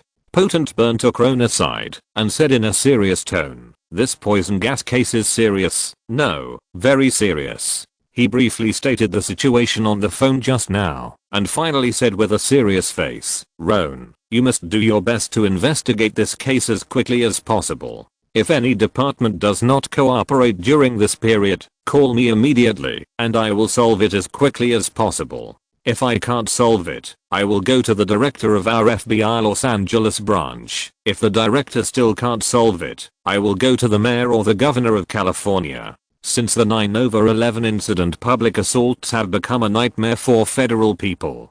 This case has made such a big fuss that it has now made headlines in Los Angeles. If nothing unexpected happens, the whole federation will know about it in a few hours.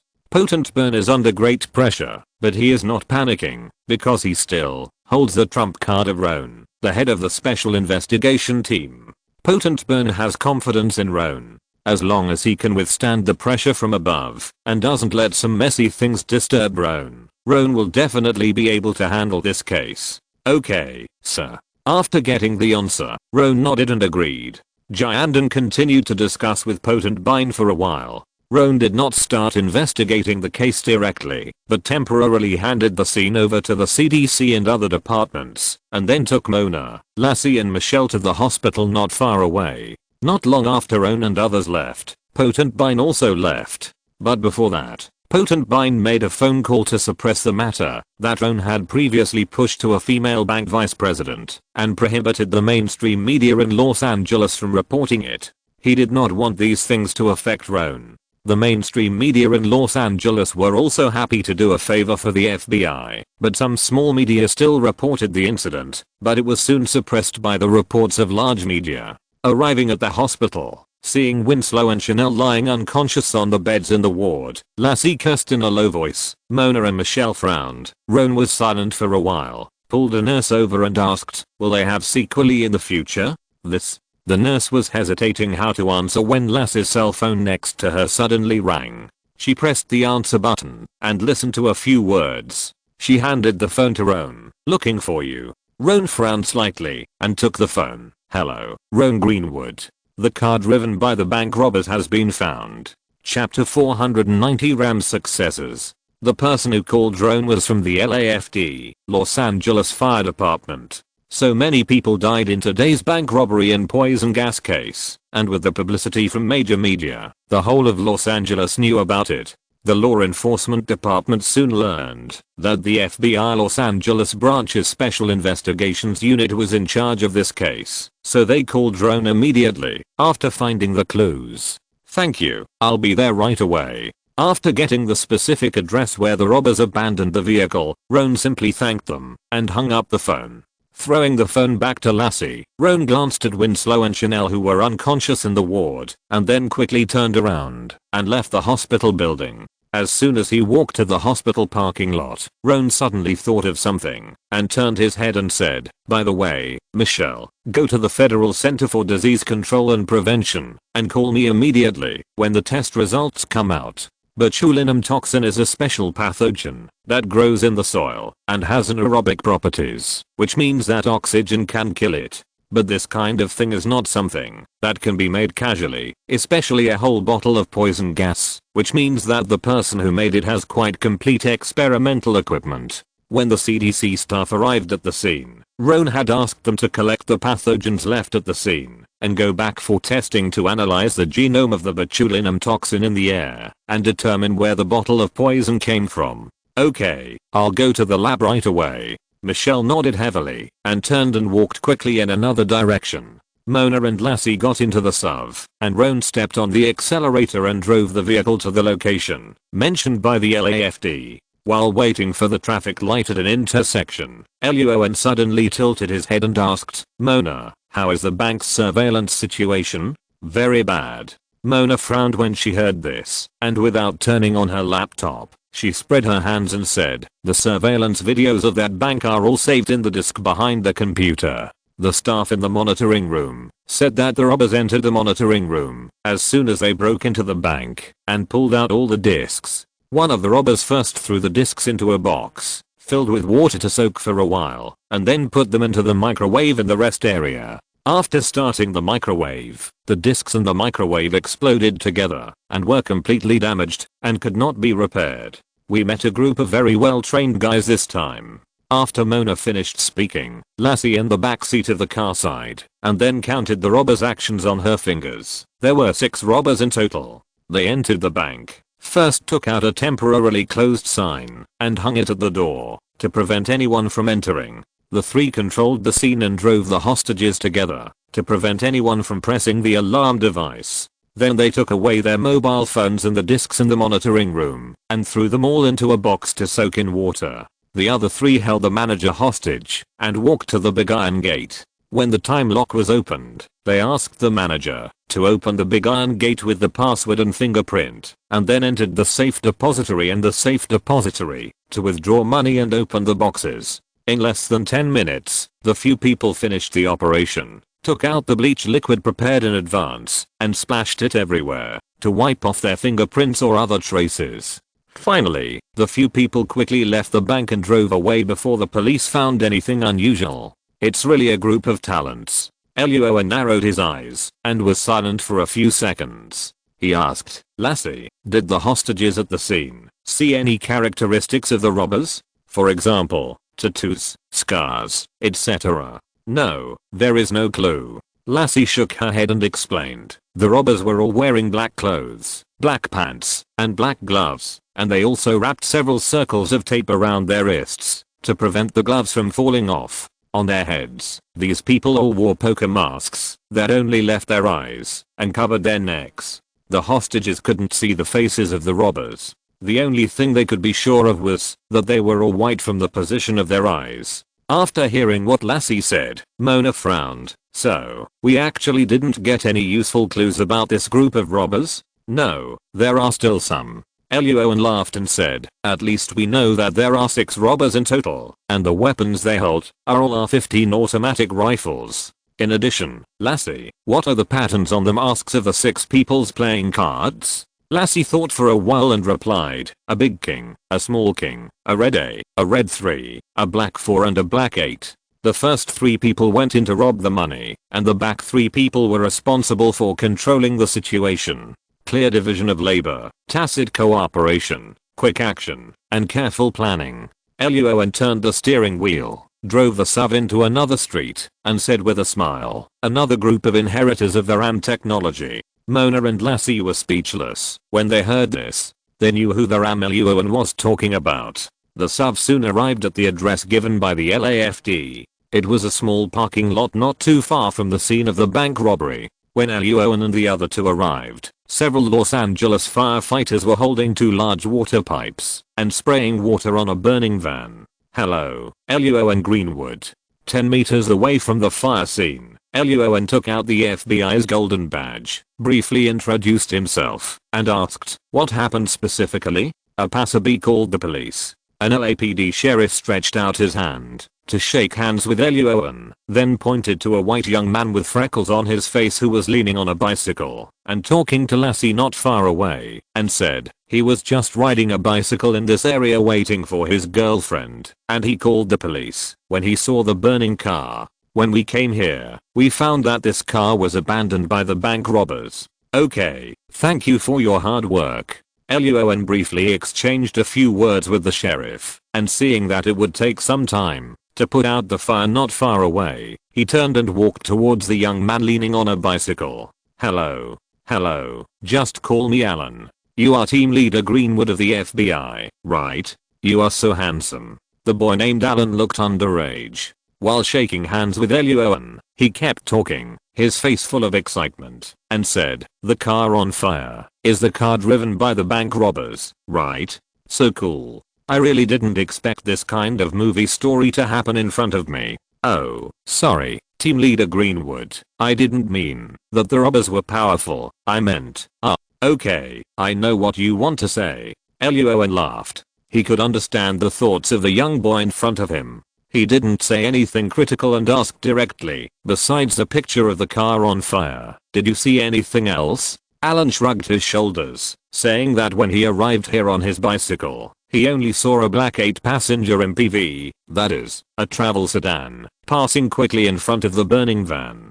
Something that should be a lighter was thrown out from the rear window of the black MPV, and then the van caught fire. Luo An and Lassie looked at each other and guessed what happened at the time. Before Alan arrived here, the robbers had already taken the money and guns and moved from the van they used to rob the bank to a black MPV they had prepared here in advance. Considering that there was a strong smell of burning gasoline in the van where the flames were being put out, Luo An guessed that the bank robbers had probably sprinkled gasoline all over the van before getting off the car. Alan was right about the lighter he mentioned, which was the scene where the robbers used a lighter to ignite the gasoline, causing the car to burn. Luo An thought for a moment and continued to ask, "Alan, did you see the license plate number of the black MPV?" "No, it was too far away at the time, and I didn't pay much attention, so I didn't see it clearly." Alan shook his head. Luo An's expression did not change. Lassie frowned when she heard it, and just when she was about to say something, Alan continued, "But before the black MPV left the parking lot, there was also an LAPD police car driving out of the parking lot, and the time difference was less than a minute. I feel that the police in the police car should have seen the robbers." "What? Police car?" Chapter 491, Hidden Secrets in the Parking Lot. Ron and Lassie looked at each other, then asked briefly for a moment, confirming that Alan had no other clues, and that the firefighting in the distance had ended. Ron asked Lassie to go there to check the situation, and he returned to the SUV of the Special Investigation Team. "How is it, Mona? Did the surveillance find anything?" "Nothing." Mona, the co-pilot of the SUV, pointed to the laptop on her thigh and said helplessly, "This group of bank robbers came to this area to scout before the robbery. Not only is the surveillance in this parking lot in disrepair, but there are no surveillance facilities at several nearby intersections." Ron's expression did not change. He had guessed this before. With a light cough, he briefly described the police car that Alan mentioned. Now it is impossible to determine whether the police car Alan mentioned is real or fake. It is not appropriate for them, the FBI, to directly ask the LAPD sheriff not far away, so Ron asked Mona to investigate the specific situation first, and then decide what to do next.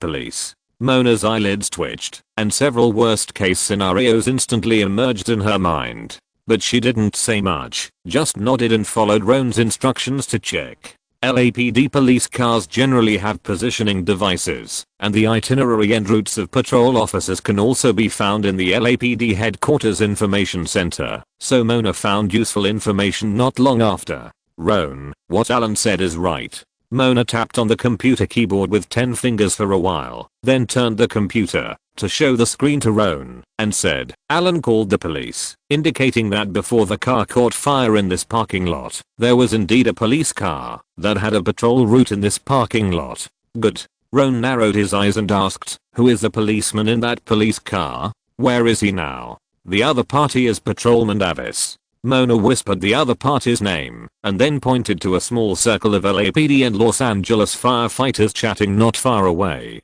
One of them was a fat middle-aged white man wearing LAPD patrolman uniform with his hands in his pockets. He was Patrolman Davis. Okay. After seeing the other person's face clearly, Luo An nodded, was silent for a second, and suddenly a smile appeared on his face, and then he strode towards the circle.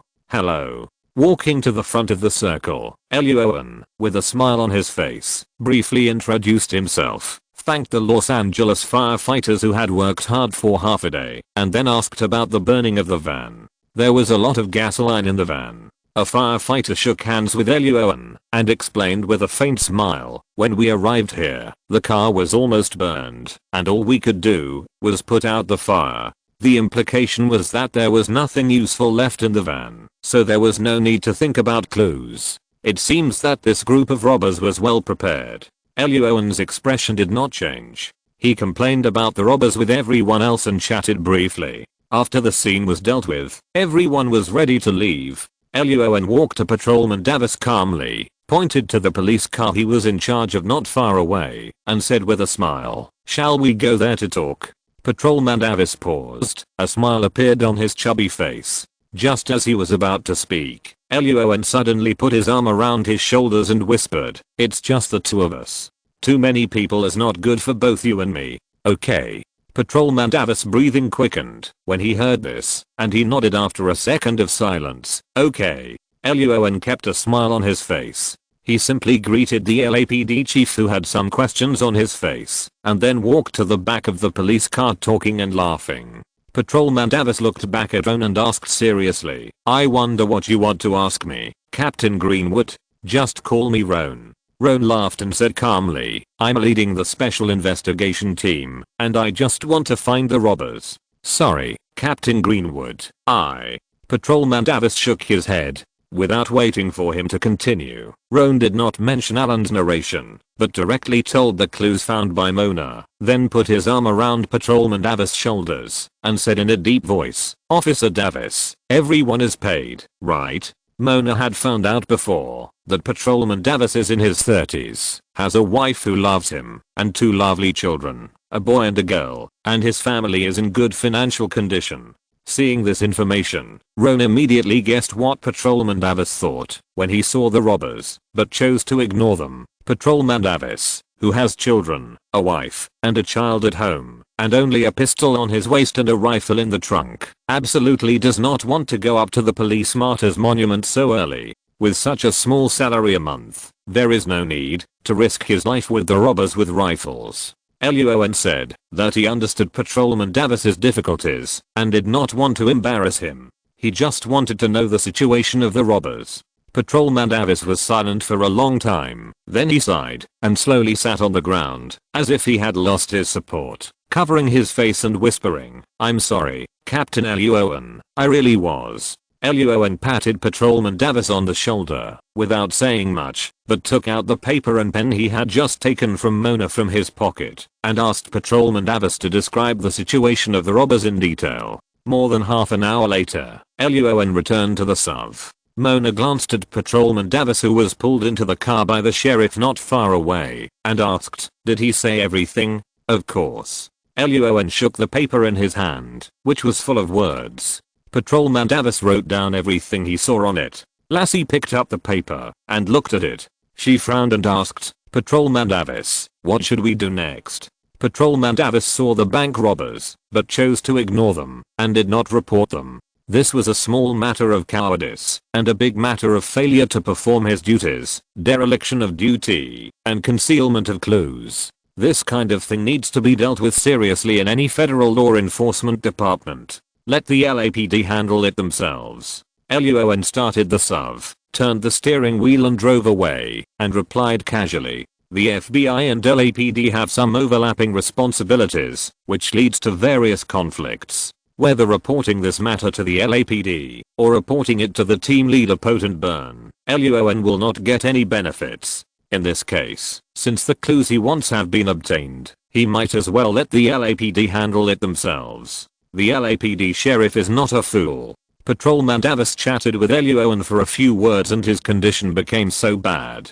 How could he not see the problem? How the LAPD deals with Patrolman Davis in the future, whether it is suspension for reflection or some other punishment, has nothing to do with FBI's Roan. He motioned Lassie to give the paper to Mona and ask Mona to check the license plate number he saw written by Patrolman Davis. Then, while driving, Roan took out his cell phone and called Michelle. Michelle, what stage has the CDC laboratory reached? The results of the botulinum toxin genome test at the crime scene have just been produced. Michelle on the other end of the phone said in a strange tone. The staff of the CDC said that this type of botulinum toxin is generally stored in laboratories with biosafety level 3 or above. There are many such laboratories in the federal government. There are more than a dozen in California alone. Roan didn't understand what Michelle meant. So what? So Michelle swallowed, walked to an empty corner, and whispered, not only do several universities in California have laboratories of this level, our FBI, CIA, Army, Navy, and even Air Force also have laboratories of this level.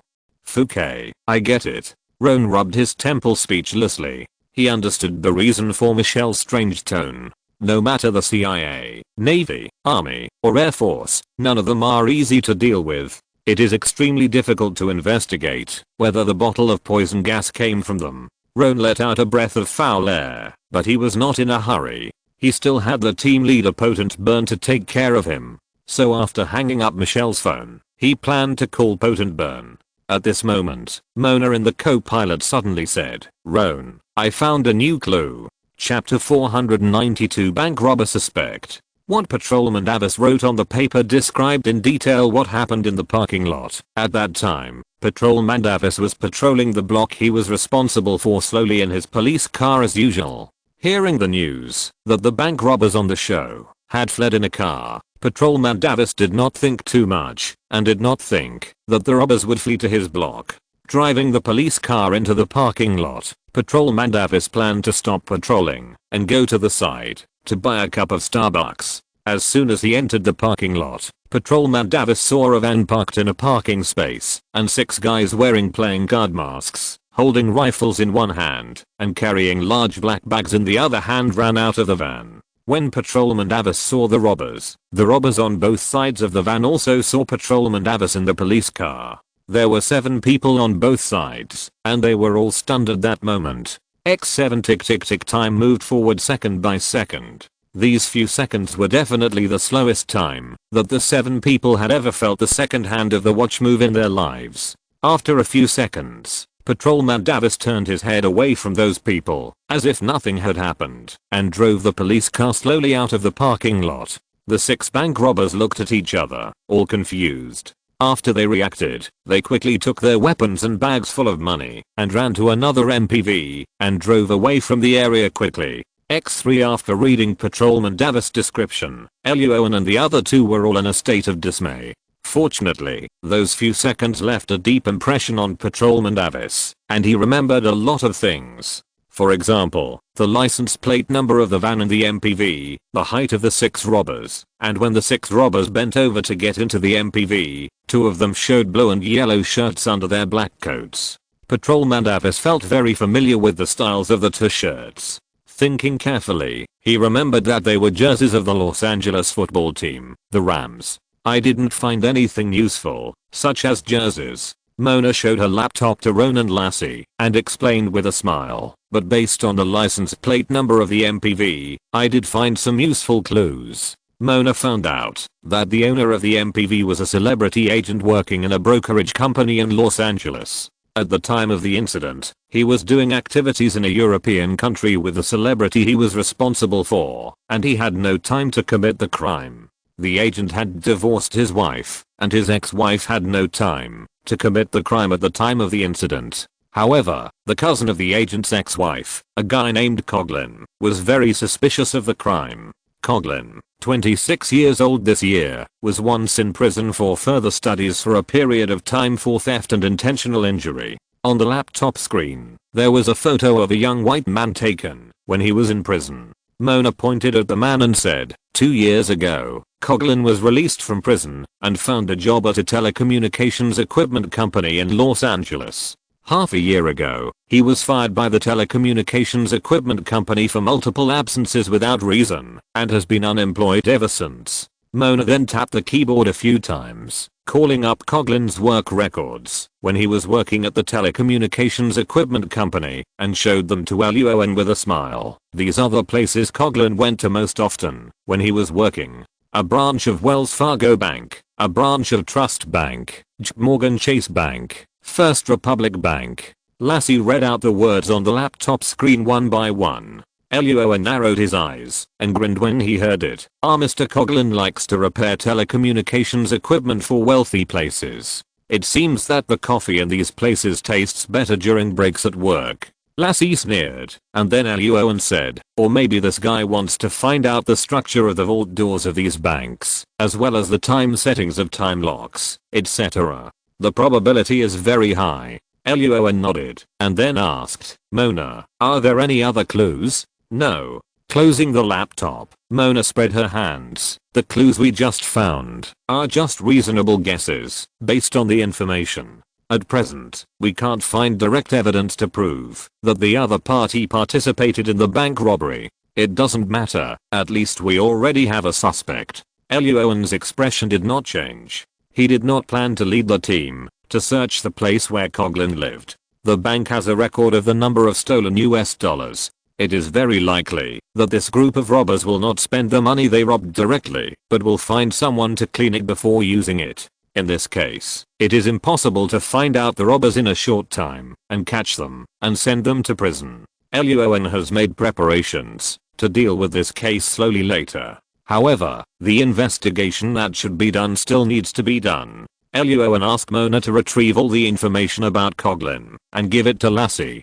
Lassie is the most suitable person in the special investigation team to track and investigate Coughlin offline. No problem, leave it to me. After receiving the documents, Lassie nodded her head and agreed. Then she extended her right hand to Roan and showed a poor smile. Give me some investigation funds first. X2 Lassie began to act alone to investigate the bank robbers. Roan and Mona returned to the special investigation team. Michelle had returned to the office and waited for a long time. Next, the three of us will handle this gas case. In the office of the special investigation team, Mona and Michelle sat obediently on the chairs. Roan pasted the photo of the gas storage tank in the center of the whiteboard in the front. Rubbing his temple, Luo An looked back at Michelle and asked, are there any suspected laboratories at the CDC? Michelle shook her head and handed the report issued by the CDC to Luo An, saying, the staff of the CDC said that the botulinum toxin found at the crime scene is the most common one, and many laboratories can make it.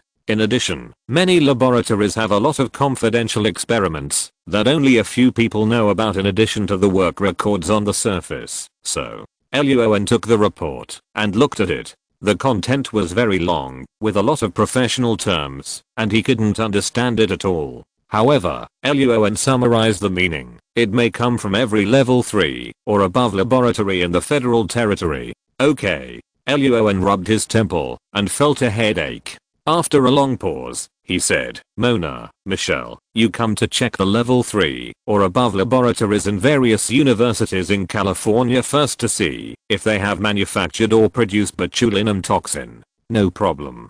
Compared with other government departments, investigating the laboratories of various universities is relatively simple. Mona moved her chair back to her seat and began to investigate by typing on the computer keyboard. Michelle assisted her. Roan picked up the coffee and drank it all. He took out his mobile phone and called the team leader Potent Burn. Good afternoon, sir. It's me, Roan. Roan briefly described the report issued by the monitoring center. Potent Burn thought for a few seconds and said in a deep voice, I will contact the CIA and the military. I will call you when there is news. Okay, thank you, sir. You're welcome. You handled this case well. After hanging up the phone, Roan sat down on the chair, staring at the photo on the whiteboard, leaning on his chin and thinking. Time passed by, and Mona and Michelle did not find any clues. In addition, some university laboratories did not have large-scale external networking, and even used separate regional networks, so this work was much more difficult than they imagined. As the clock at the front of the office area reached the end of the working day, Roan first called Lassie to ask about the situation briefly. After confirming that everything was fine, Roan, Mona, and Michelle left the Special Investigation Team office and drove to the hospital, where Winslow and Chanel were. When the three arrived at the hospital, Winslow's ex-wife and youngest son, as well as his ex-wife's current husband, all came to the hospital. The two adults stood in the corridor outside the ward, discussing things in a low voice with the doctor. When they saw Roan, Winslow's ex-wife immediately came up. If you're listening to this novel on a channel other than Fanfic World, it means they downloaded and uploaded it without effort. We cordially invite you to visit our channel, Mundo Fanfic Novelos. There you'll find the original version of this story and you can explore many other novels of various genres. We're waiting for you to immerse yourself in a world of incredible novels. Chapter 493, Poison Gas Case Investigation, Clues in Santiago. Winslow's ex-wife is called Lanita, a woman who is taller than Roan and almost as tall as Winslow. Lanita's current husband is a little shorter than Mona, but the fact that the woman is taller than the man is not a big deal in the Free Federation, and no one at the scene cares.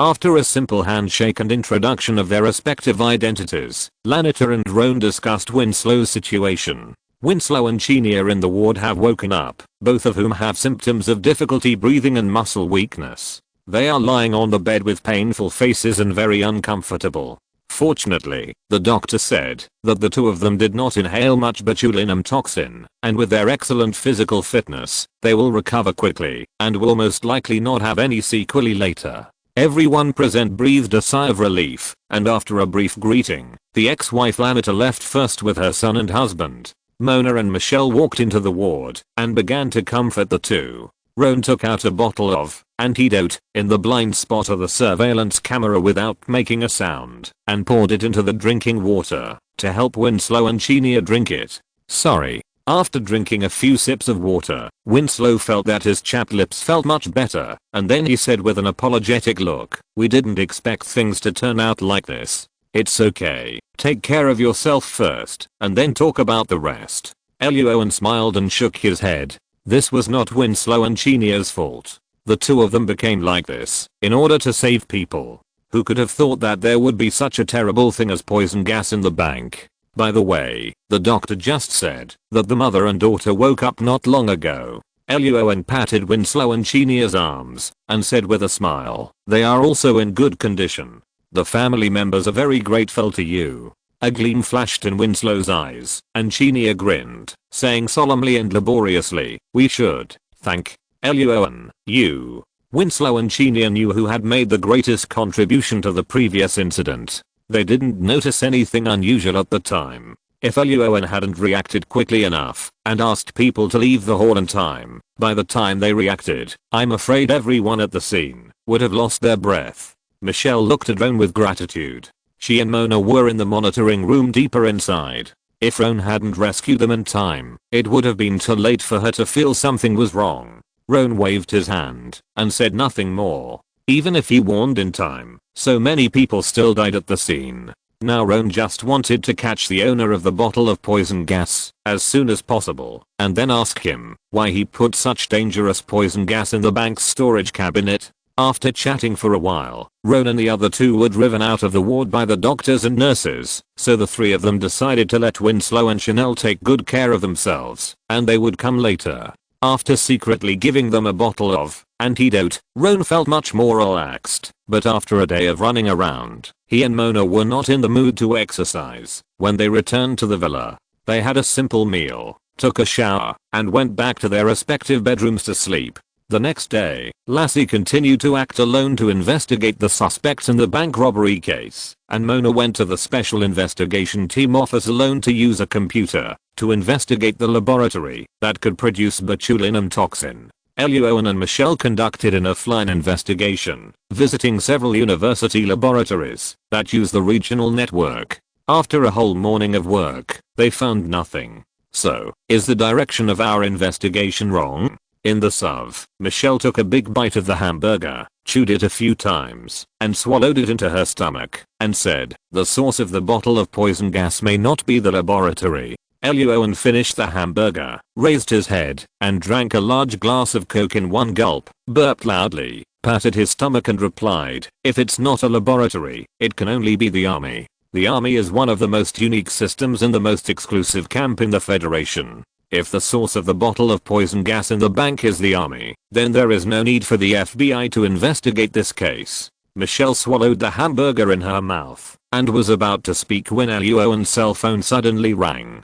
Taking out his cell phone to check the number, Luo An pressed the answer button. What's up, Mona? I found something. Mona on the other end of the phone took a bite of the bread she found in Lass's drawer, looked at the computer screen in front of her, and said, 5 months ago, the Federal Army, the University of California, San Diego, and Hudson University in New York conducted an experimental activity together. The content of the experiment is top secret and I can't find it. But I found that during that period, several students majoring in biochemistry, molecular biology, cell biology, bacteriology, virology, and microbiology in the 2 universities had several more A's in their courses. These students' previous studies all had content related to botulinum toxin. Well done. Luo An's eyes lit up instantly when he heard this, and he praised Mona loudly, and immediately started the car, and went to the University of California, San Diego.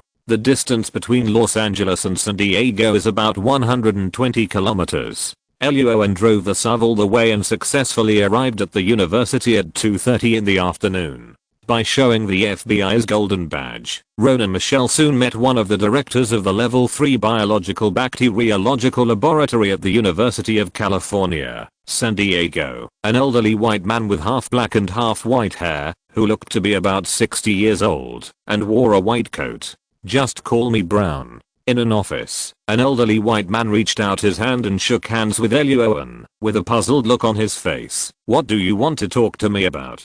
Hello, Professor Brown. Luo An briefly introduced himself and Michelle's identities. When he learned that the tick came for botulinum toxin, Professor Brown wiped his glasses and said, most bacteria need a biological host. Botulinum toxin only needs the infected organism to die and rot in the soil to complete its own cycle, so it is called a toxin. So what you mean is that the botulinum toxin that appeared at the tragedy that happened in the bank in Los Angeles the day before yesterday may have come from our laboratory? Are you sure this is not a joke? I hope it's just a joke. Luo An smiled and asked, do you have mechanical equipment here that can extract botulinum toxin? Of course, our laboratory is well equipped.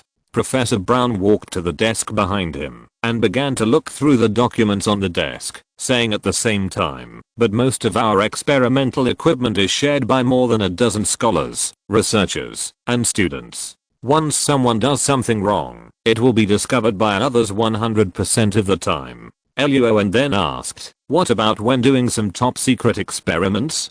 Professor Brown paused, some wrinkles appeared on his forehead, and he looked up and stared at Luo An. What do you mean? I don't mean any harm, Professor Brown. Luo An spread his hands and said, we know that the military asked you to do experiments some time ago, but we are not interested in the specific content of those experiments. We just want to know whether the bottle of botulinum toxin that killed so many people came from your laboratory and who put it in that bank. Okay. Professor Brown pondered for a while and nodded, then found a certificate under a pile of documents, signed it, and said, the person in charge of that top secret experiment was not me, but Professor Ferdinand, who is diagonally across from my office. Most of our laboratories are open 24 hours a day, but every time you enter the laboratory and use the experimental equipment, you must swipe your card to prove your identity, and the experimental equipment that can produce botulinum toxin is no exception.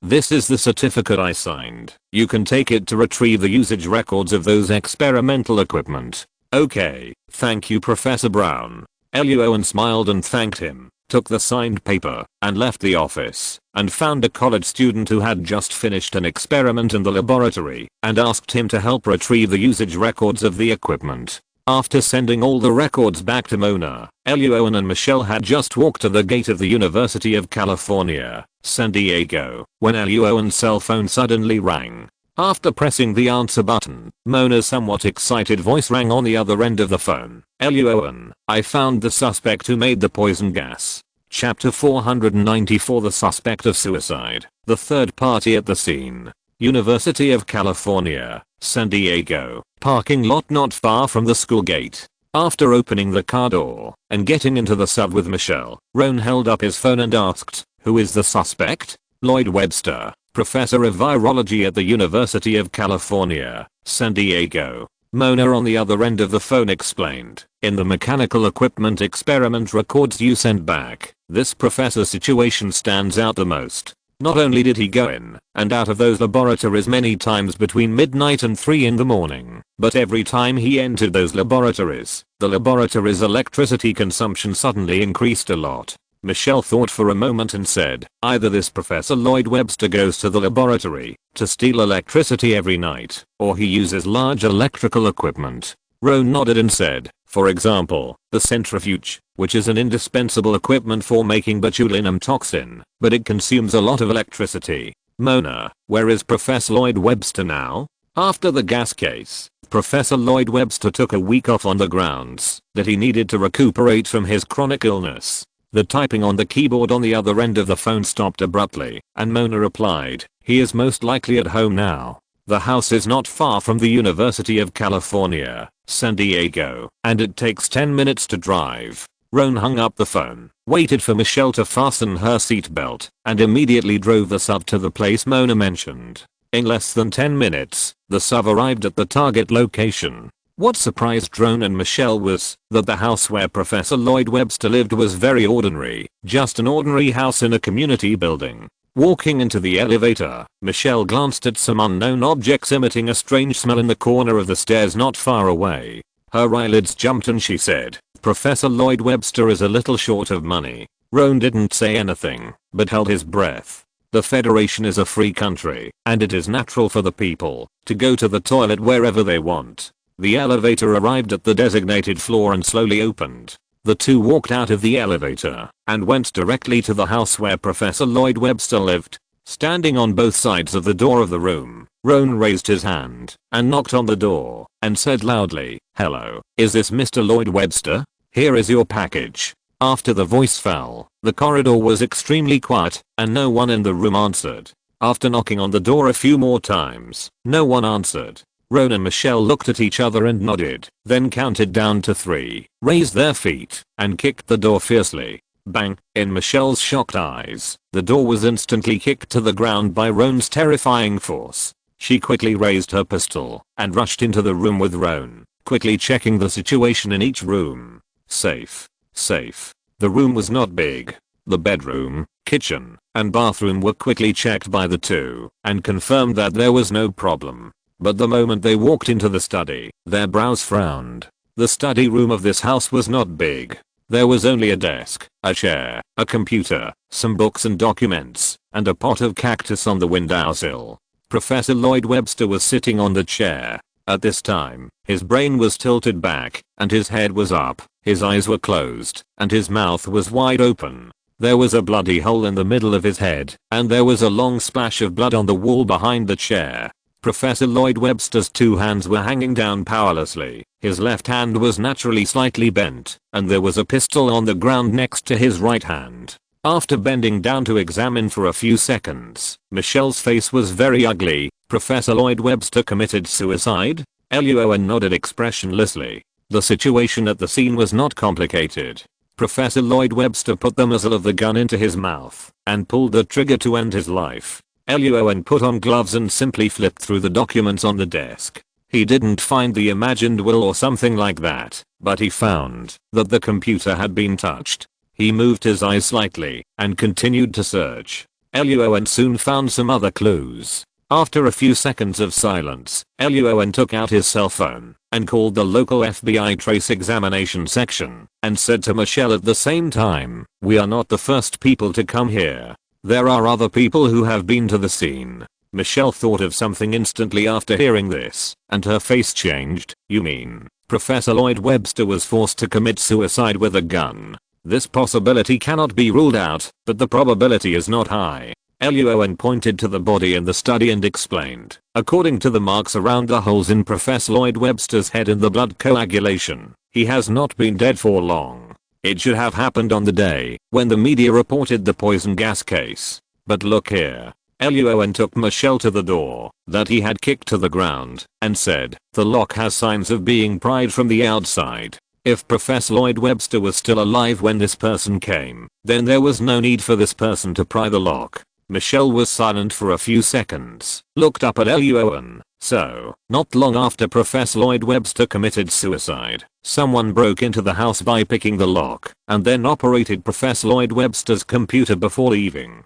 That person also took away things like the last words that Professor Lloyd Webster wrote before committing suicide. Luo An said that there was a writing pen on the right hand position of the desk, and there was also a blank area in the middle of the desk. It was obvious that some items were placed there before, but now they are gone.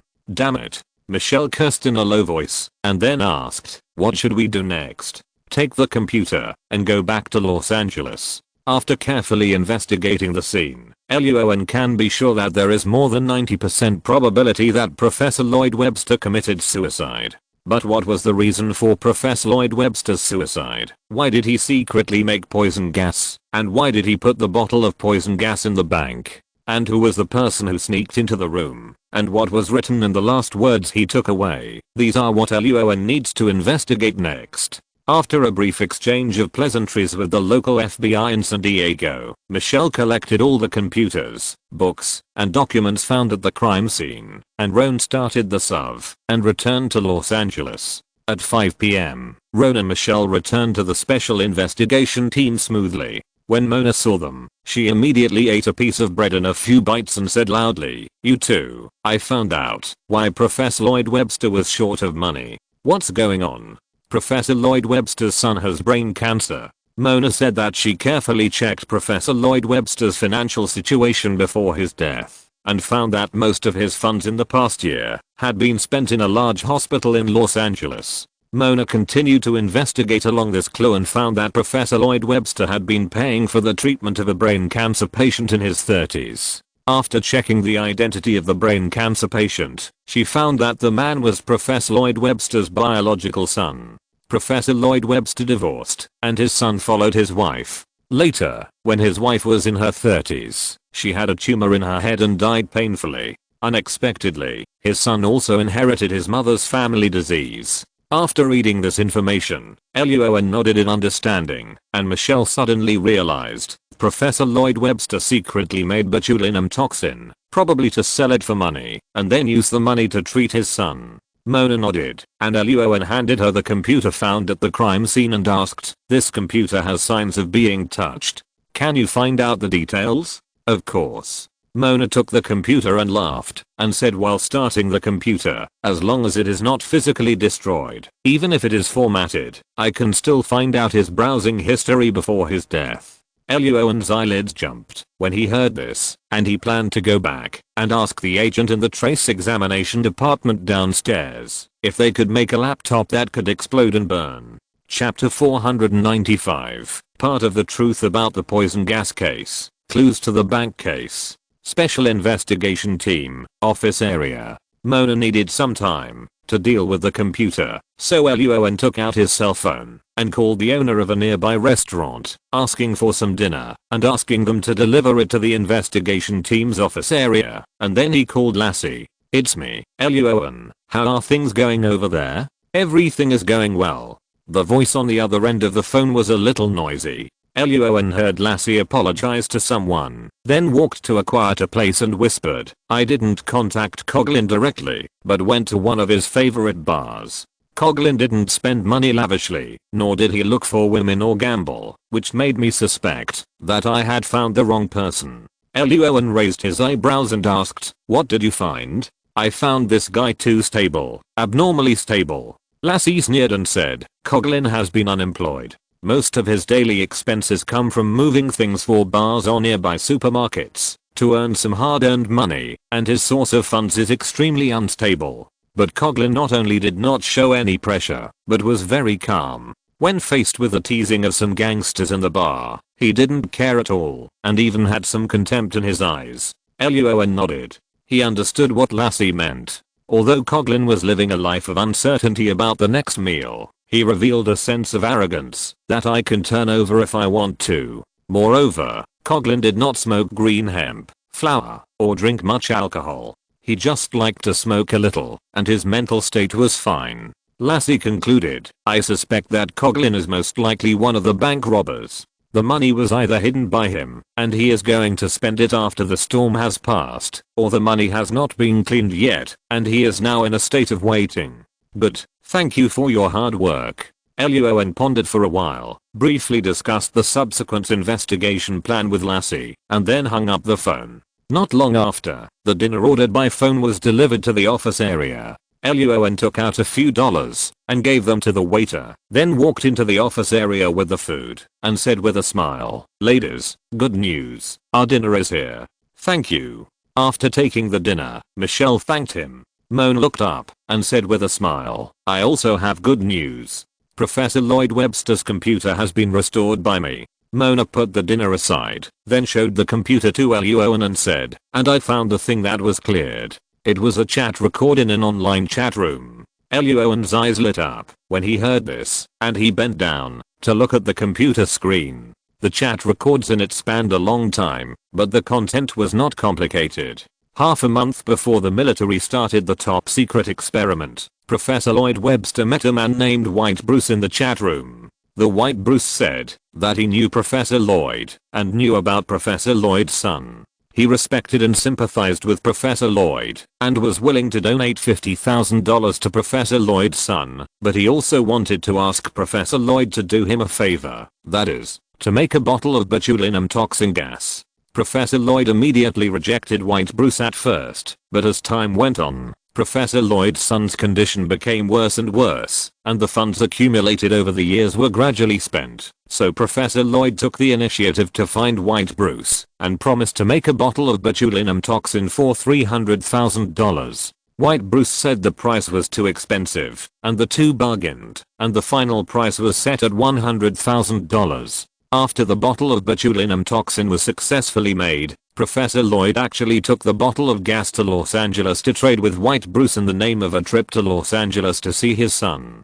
At the same time, Michelle found out the cause of death of Professor Lloyd's son. It was not a painful death from advanced brain cancer, but he jumped off the building and committed suicide in the hospital when the nurse was not prepared. The time was exactly the same as when Professor Lloyd took the gas and went to Los Angeles to make a deal. Luo An frowned slightly and continued to scroll down the chat history. White Bruce did not wait for Professor Lloyd at the agreed time and address, nor did he get the poison gas, so he turned back and questioned him harshly in the chat room. Professor Lloyd did not reply at first. The next day, while dealing with his son's funeral, he came online and said that his son had died and the transaction was cancelled. Luo An pondered for a while and asked Mona to check the names of the account holders of the robbed metal cabinets at the First Republic Bank of California. Soon, Mona found a lady Avery Irving who had opened a metal cabinet for 4 months. That was the name of Professor Lloyd's ex-wife. The content in the chat room later was basically White Bruce asking where the bottle of poison gas was, requesting to continue the transaction, and even raising the price. Professor Lloyd did not respond to the other party. When White Bruce threatened his life later, Professor Lloyd said that at most White Bruce would kill him, but the other party still could not get the bottle of poison gas. White Bruce was silent for a long time and then went offline. He never spoke to Professor Lloyd again, and the chat record ended here. X3. After reading this content, the Special Investigation Team's office area became quiet. After a long silence, Michelle frowned and concluded, Professor Lloyd originally planned to sell the bottle of poison gas to save his son, but the son jumped off the building to commit suicide because he didn't want to drag his father down. So Professor Lloyd unilaterally cancelled the transaction and stored the bottle of poison gas in a metal cabinet in the First Republic Bank of California. Mona tilted her head and thought for a while, then continued, Professor Lloyd probably saw that the poison gas he chose to temporarily store in the bank caused the deaths of so many people, and his son committed suicide. He had no desire to live, so he chose to commit suicide.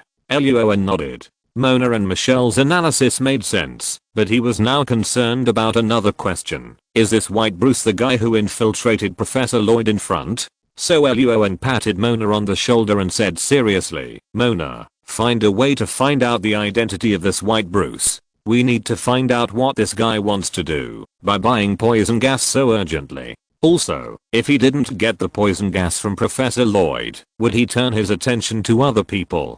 Did he get the poison gas from other people? Poison gas, as long as it is used, will kill a lot of people. There is a clear antisocial thought in the words of White Bruce. Luo An judged that this guy didn't get what he wanted from Professor Lloyd, and he would probably contact other people. Okay, I'll investigate now. After listening to Luo An's analysis, Mona's face suddenly became serious and nodded heavily, and immediately began to type on the keyboard. Seeing this, Michelle next to her also moved to Mona's side to help. Luo An walked to the whiteboard, frowned and thought at the photo of the bottle of poison gas, and at this moment, his mobile phone suddenly rang. Finding that the person calling was the team leader, Roan quickly pressed the answer button. Good evening, sir. The team leader Potent Vine on the other end of the phone said and said without any nonsense, I got a message from the Federal Army that some of their internal departments have cooperated with the University of California and Hudson University to conduct some experimental activities some time ago. Part of the content of the experimental activities is related to botulinum toxin. Listening to the clues and analysis found by the team leader Potent Vine on the phone, Roan's head was full of black lines, and he felt a toothache. If this news had come earlier, it would not have come so late. Just as Roan was hesitating about how to tell Potent Vine, who was excited about the clues found by their special investigation team, Mona's phone suddenly rang.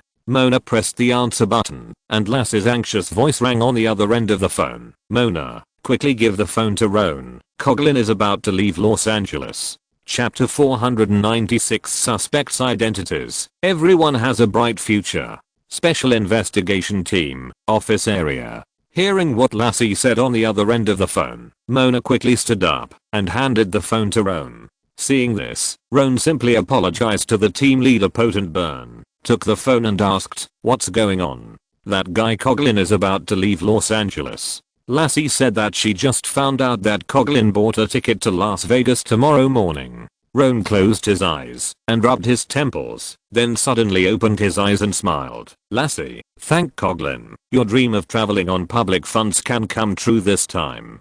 This is not the kind of public funded travel I want. Lassie on the other end of the phone rolled her eyes. She understood what Roan meant by what he said, that is, she was going to follow Coughlin to Las Vegas this time. The situation is urgent now. There are a total of 6 bank robbers, and the special investigation team has only found this suspect. Roan can only let Lassie follow him closely. After thinking for a while, Luo An continued with a smile. This is a good thing, Lassie. You said before that Coughlin doesn't eat flour. He doesn't look for women or gamble during this period, and he drinks very little. From the fact that Coughlin is going to Las Vegas now, it seems that this guy is obviously trying to conserve his energy for the next dissolute life. This is the time when he is most likely to relax his vigilance, and it is also the time when we are most likely to find flaws in him. I understand. Lassie, who has seen all kinds of colorful worlds, knows the changes in the mentality of most ordinary people after they suddenly become rich overnight.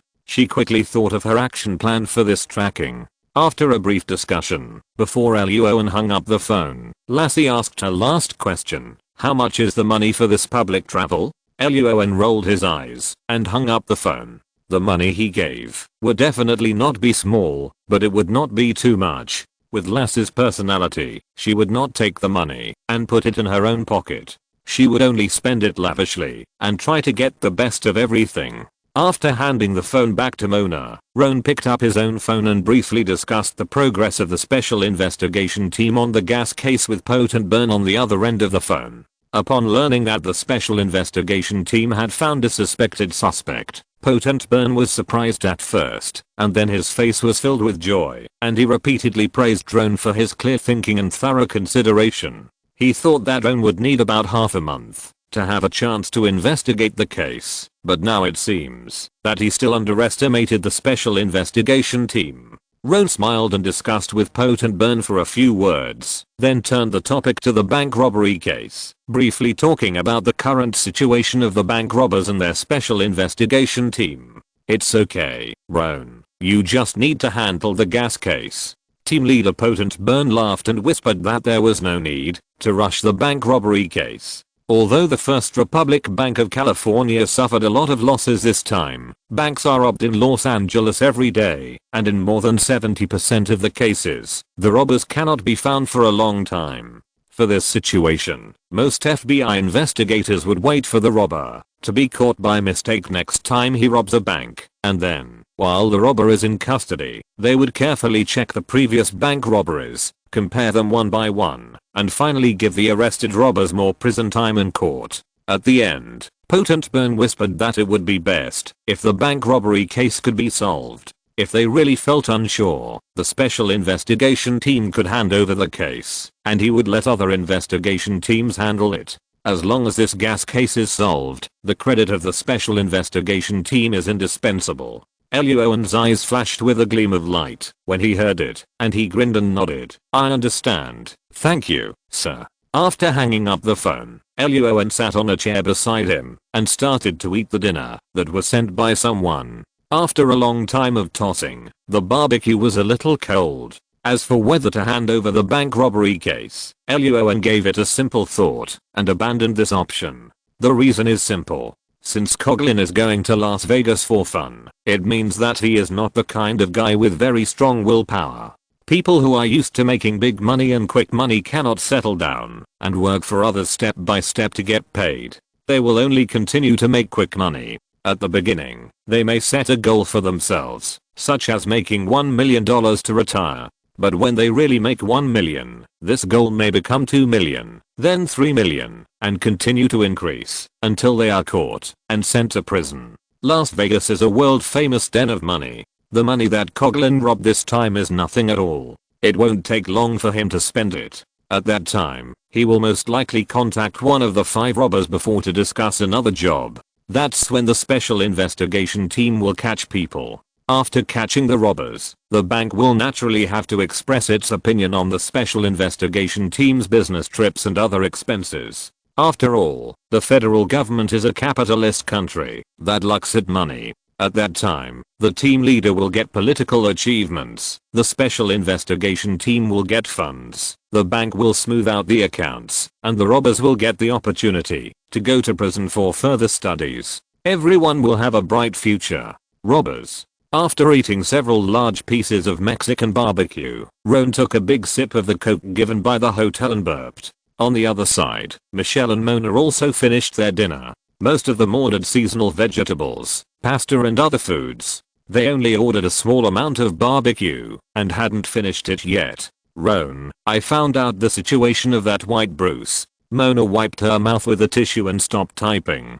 She showed the laptop screen to Roan and said, "That guy was very careful and covered himself with several layers of skin, but I still found his computer IP and found out his address and identity." Roan moved his chair next to Mona and looked at the computer screen with narrowed eyes. "Tom Hamilton in the East New District of San Francisco." "That's right." Mona nodded and continued to introduce. "Tom Hamilton, 38 years old this year, once insulted black and yellow people in public and had conflicts with others. He was eventually imprisoned for using weapons to violently injure people. After he was released from prison, he opened a small bar." "Okay." Roan nodded. Suddenly he found a photo of Tom Hamilton in a bar. There was a photo on the wall in the corner of the bar. It was slowly enlarged. The photo had a red background, and in the middle there was a large white sun surrounded by many flames. There was also a double diamond pattern in the middle of the white sun. Roan pointed at the photo with a puzzled look on his face and asked, "What is this pattern?" Mona frowned, took back the computer and said, "I'll investigate it right away." "No need to investigate, I know what it means." At this moment, Michelle next to them spoke to attract Roan and Mona's attention. She frowned and explained, "That is the symbol of the First Order, a white supremacist organization. The organization has clear slogans and goals, such as we must protect our people, protect the future of white children, and remove garbage that should not exist on federal lands and other similar words." Mona frowned. "It sounds a bit like a Nazi slogan. The totem is hanging in that bar, which means that Tom Hamilton has probably joined the organization." Roan pondered for a few seconds, connected everything together, and said, "So Tom Hamilton went online to find Professor Lloyd Webster to buy poison gas, probably to implement the goals of the First Order and use poison gas to eliminate people of color on a large scale." Fouquet. Damn guy. Mona and Michelle's expressions all darkened. Mona quickly tapped the keyboard a few times, raised her head, and said with a serious face, "Tom Hamilton's computer has traces of encryption. I need some time to investigate his chat records and other information. Check on the way." Luo An said as he put on his coat and walked out. "We are going to San Francisco now to talk to Mr. Tom Hamilton about the racial issues in the Federation." Chapter 497 White Supremacists. Sarin gas. Arrests. The Federation is a world-renowned immigration country, with immigrants accounting for about 14% of the country's total population. Among them, Latin American and Caribbean immigrants are the largest, followed by Asian and European immigrants. In addition, there are the descendants of Southern blacks during the plantation period, and the 3G1 gay, guns, got, abortion problem that has existed since the founding of the Federation until the present. The social atmosphere of the entire Federation cannot be said to be harmonious, but can only be said to be intrigue and a mess. The state of all social classes can also be described as vigorous and full of vitality. The white supremacist organization first appeared during the Civil War of the Federation, also known as the 3K Party, which likes to achieve its goals through violent means. Compared with the 3K Party, the First Order is undoubtedly a younger brother among younger brothers.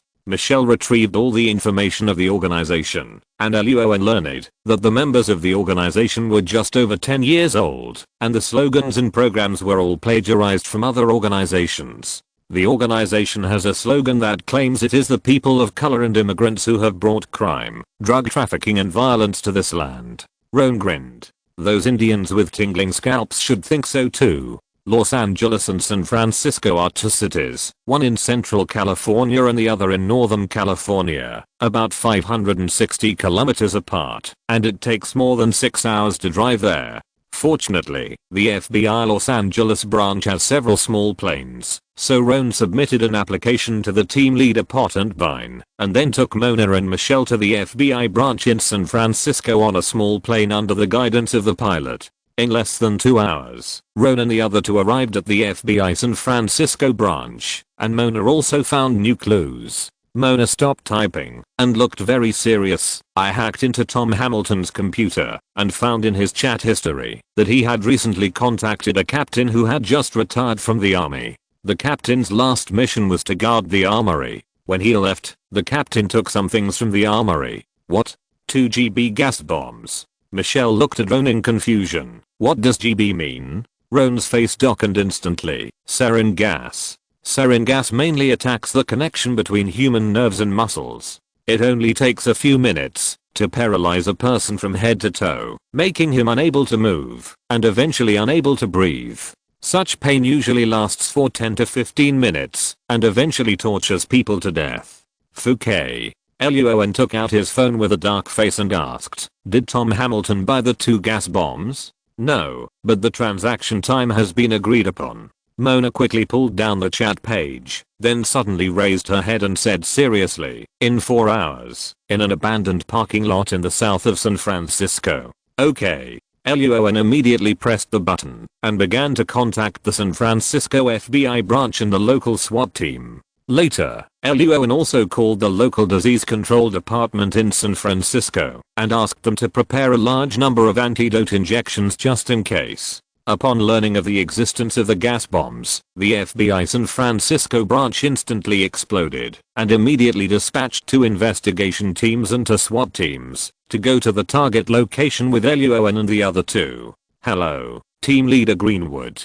I've heard of your name for a long time. I didn't expect you to be younger than I thought. In an extended black troop carrier, a middle-aged white man with a big back hair, sunken eye sockets, and a face full of stubble stretched out his hand to shake hands with Luo An and introduced himself. "I'm the leader of tonight's operation. You can just call me Kevin." "Hello, Captain Kevin." Luo An shook hands with the other party, exchanged a few simple pleasantries, and then asked, "How is the preparation of the antidote needle?" "The situation is not ideal." Captain Kevin's face was not very good. The CDC did have antidote needles for sarin gas, but the number was very small. The situation tonight was too sudden, and the CDC was completely powerless in a short period of time. At present, there were less than 10 antidote needles in the hands of more than 30 team members. The reason for not choosing to arrest people in the city was mainly because they were afraid of encountering emergencies and gas bombs leaking in the city. The transaction address that Tom Hamilton discussed with the captain was a remote abandoned parking lot. There were no residents around, only some homeless people. In order not to alert the enemy, the FBI San Francisco branch did not plan to evacuate the homeless people. It would be best to capture the two people who were going to trade the gas bombs alive. In the case of insufficient antidote needles, the solution given by the superiors was to be more careful when taking action later, and never let the bullets hit the two gas bombs. After hearing what Captain Kevin said, Luo An's eyelids jumped violently. Taking a deep breath, he decided to let Mona and Michelle stay in the car, away from the action site, and run away if they found something wrong. Everyone arrived at the target location quickly and found that the abandoned parking lot was very empty and not suitable for an ambush. There was only an abandoned factory building 300 meters southwest, so Captain Kevin sent two snipers to the location of the factory building and let the other party hide in a high place. Several troop transport vehicles hid further away, and two SWAT teams and Luo An and others hid further away. It took nearly 2 hours to contact the FBI San Francisco branch in the front, and the branch contacted and dispatched team members and rushed here. So Ron and the others didn't hide and wait for long. A black Toyota Camry slowly drove towards the parking lot from a distance. The Camry drove into the parking lot, and the driver had no intention of getting off the car, but waited quietly. Captain Kevin was about to press the communicator to let the SWAT team and sniper control this person first, but Ron suddenly stretched out his hand to suppress him. Not far away, a white Cobalt suddenly appeared in another direction, driving into the parking lot from a distance with lights on. The two cars faced each other in the abandoned parking lot, each flashing their lights a few times and confirming that the secret code was correct. The driver's door of the two cars opened at the same time. A black man and a middle-aged white man, each carrying a bag, slowly appeared in front of Captain Kevin and the SWAT team members who were ambushing. Ron frowned when he saw this scene.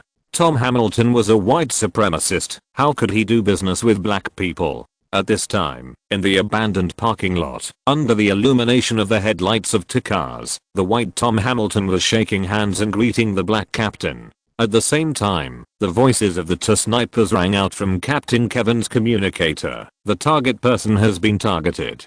Captain Kevin did not answer, but quietly watched the scene of the transaction in the parking lot. After the black captain and Tom exchanged greetings, the next scene was to look at each other's money and goods. Seeing this, Captain Kevin suddenly waved his hand and said, "Action." As soon as the voice fell, a group of SWAT action team members who had been waiting for a long time immediately raised their weapons and rushed to the two people in the parking lot from all directions, shouting loudly, "Don't move. Put your hands behind your head. Lie on the ground. Hurry up.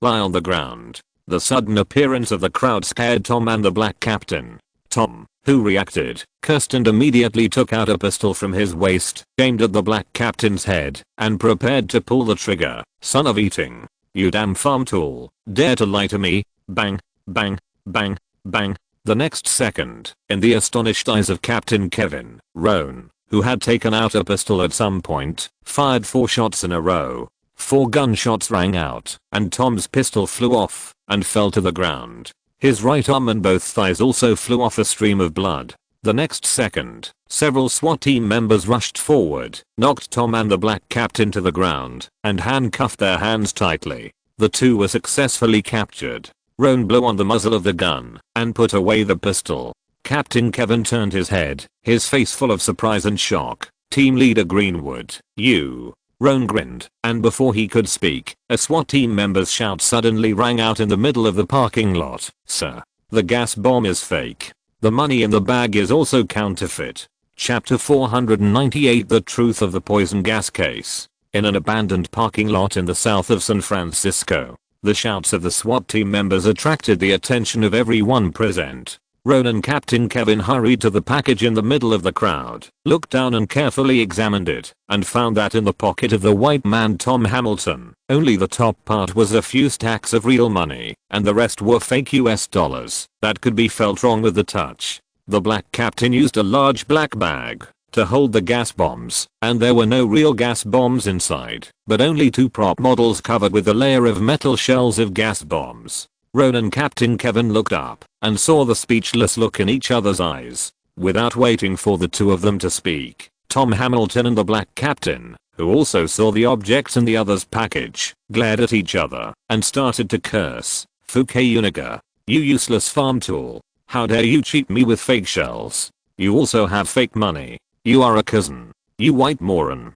Hearing Tom Hamilton calling him a farm tool, the black captain also got angry and immediately cursed a lot of discriminatory words against white people. In addition, the black man's rap talent made the captain's curse words very rhythmic and melodious, which made Tom Hamilton so angry that veins popped out, and he almost vomited blood, but he had no chance to interrupt. XN the SWAT team members and FBI agents at the scene were all furious when they saw this scene. Luo An waved his hand and asked everyone to quickly pull the two off the ground and take them back to the FBI San Francisco branch building. After the hospital treated Tom Hamilton's gunshot wound and briefly interrogated him, Tom Hamilton confessed the whole story. Almost consistent with Luo An's previous reasoning, Tom Hamilton found Professor Lloyd Webster in the online chat room in order to buy poison gas from him and then use the poison gas to create a large-scale event to eliminate people of color in downtown San Francisco. On the day of the transaction, Professor Lloyd Webster's son jumped off the building and committed suicide, which made the professor lose the mood and motivation to trade, and he cancelled the transaction, making Tom Hamilton's trip in vain. Tom Hamilton later recontacted the professor online, questioned the professor, and planned to buy the bottle of poison gas from the professor, but the professor refused the transaction. Threatening the professor with his life, the carefree professor said that it didn't matter if he died. Tom Hamilton was extremely angry, but had no way to deal with it, and finally had to give up the goal of buying poison gas from the professor. When the poison gas case broke out in the Los Angeles bank, Tom Hamilton saw the news on TV. He learned from the media that the poison gas was composed of botulinum toxin.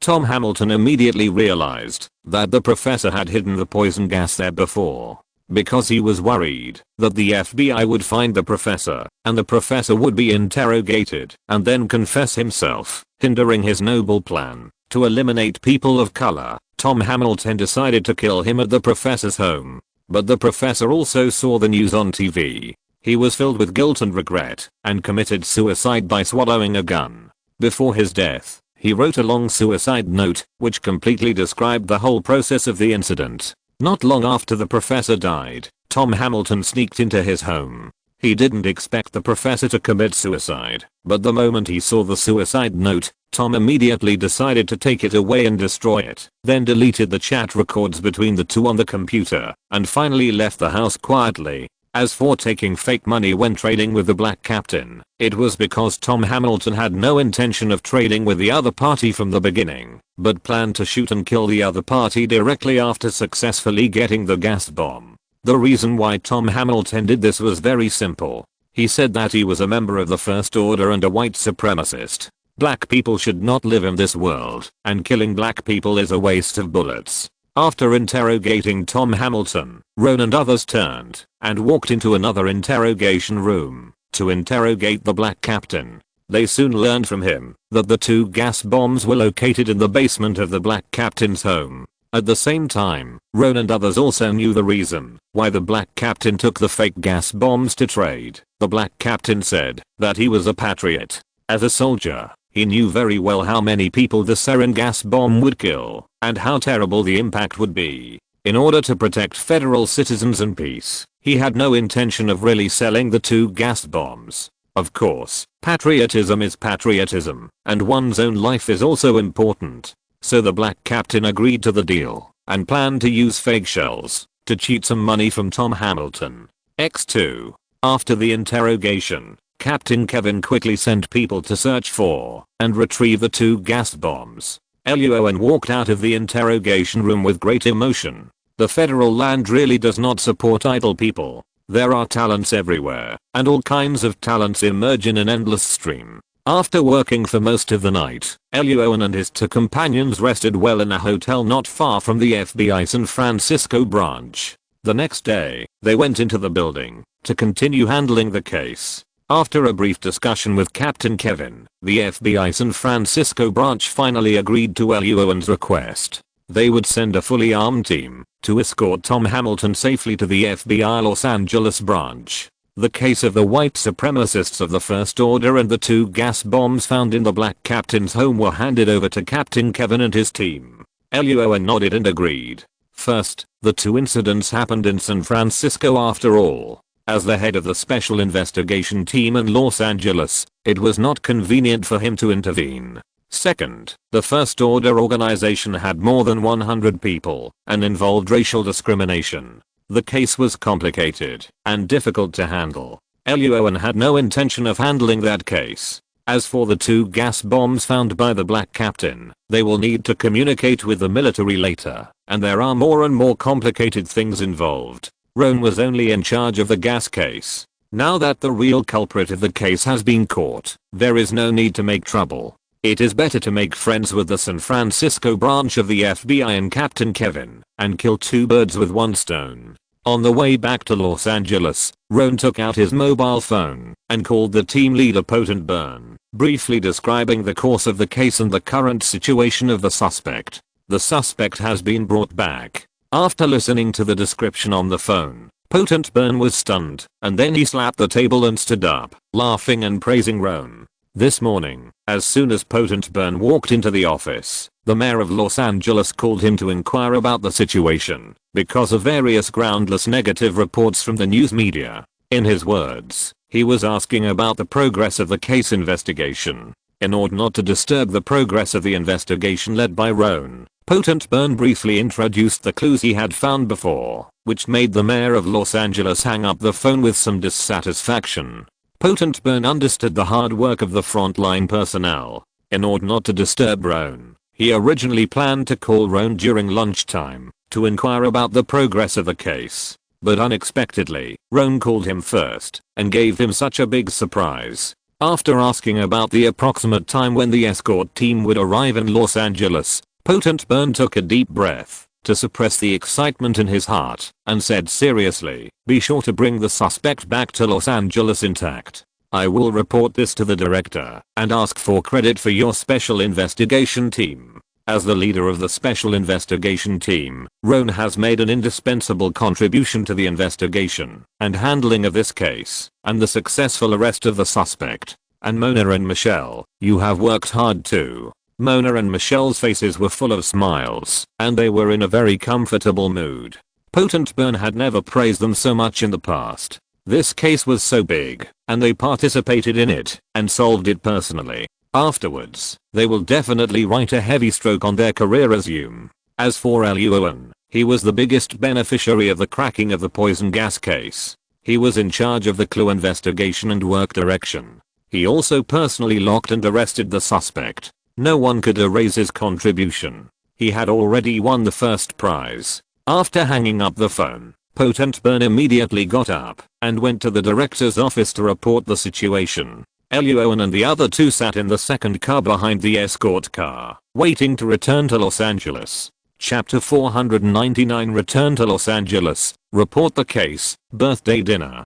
On the way back to Los Angeles, the agent from the San Francisco branch of the FBI was driving, while Luo An sat in the back seat, bored and looking at the scenery outside the car window. Mona held her laptop, tilted her head, and looked at Luo An's profile, feeling an inexplicable feeling in her heart. In just 1 year and a few months, Luo An became the leader of the special investigation team at a speed that ordinary people could not believe. In addition, after solving the gas case, although his position would not change in the short term, his status and reputation within the FBI would definitely be greatly improved. As Luo An's girlfriend, Mona was naturally proud and happy for Luo An. While happy, Mona was also a little distressed. It was a good thing that Luo An was excellent, but he seemed to be a little too excellent. The Federation was a country that valued family. Various families had always had the tradition of intermarriage, and through marriage, families were tied together, and talents were absorbed into their own families.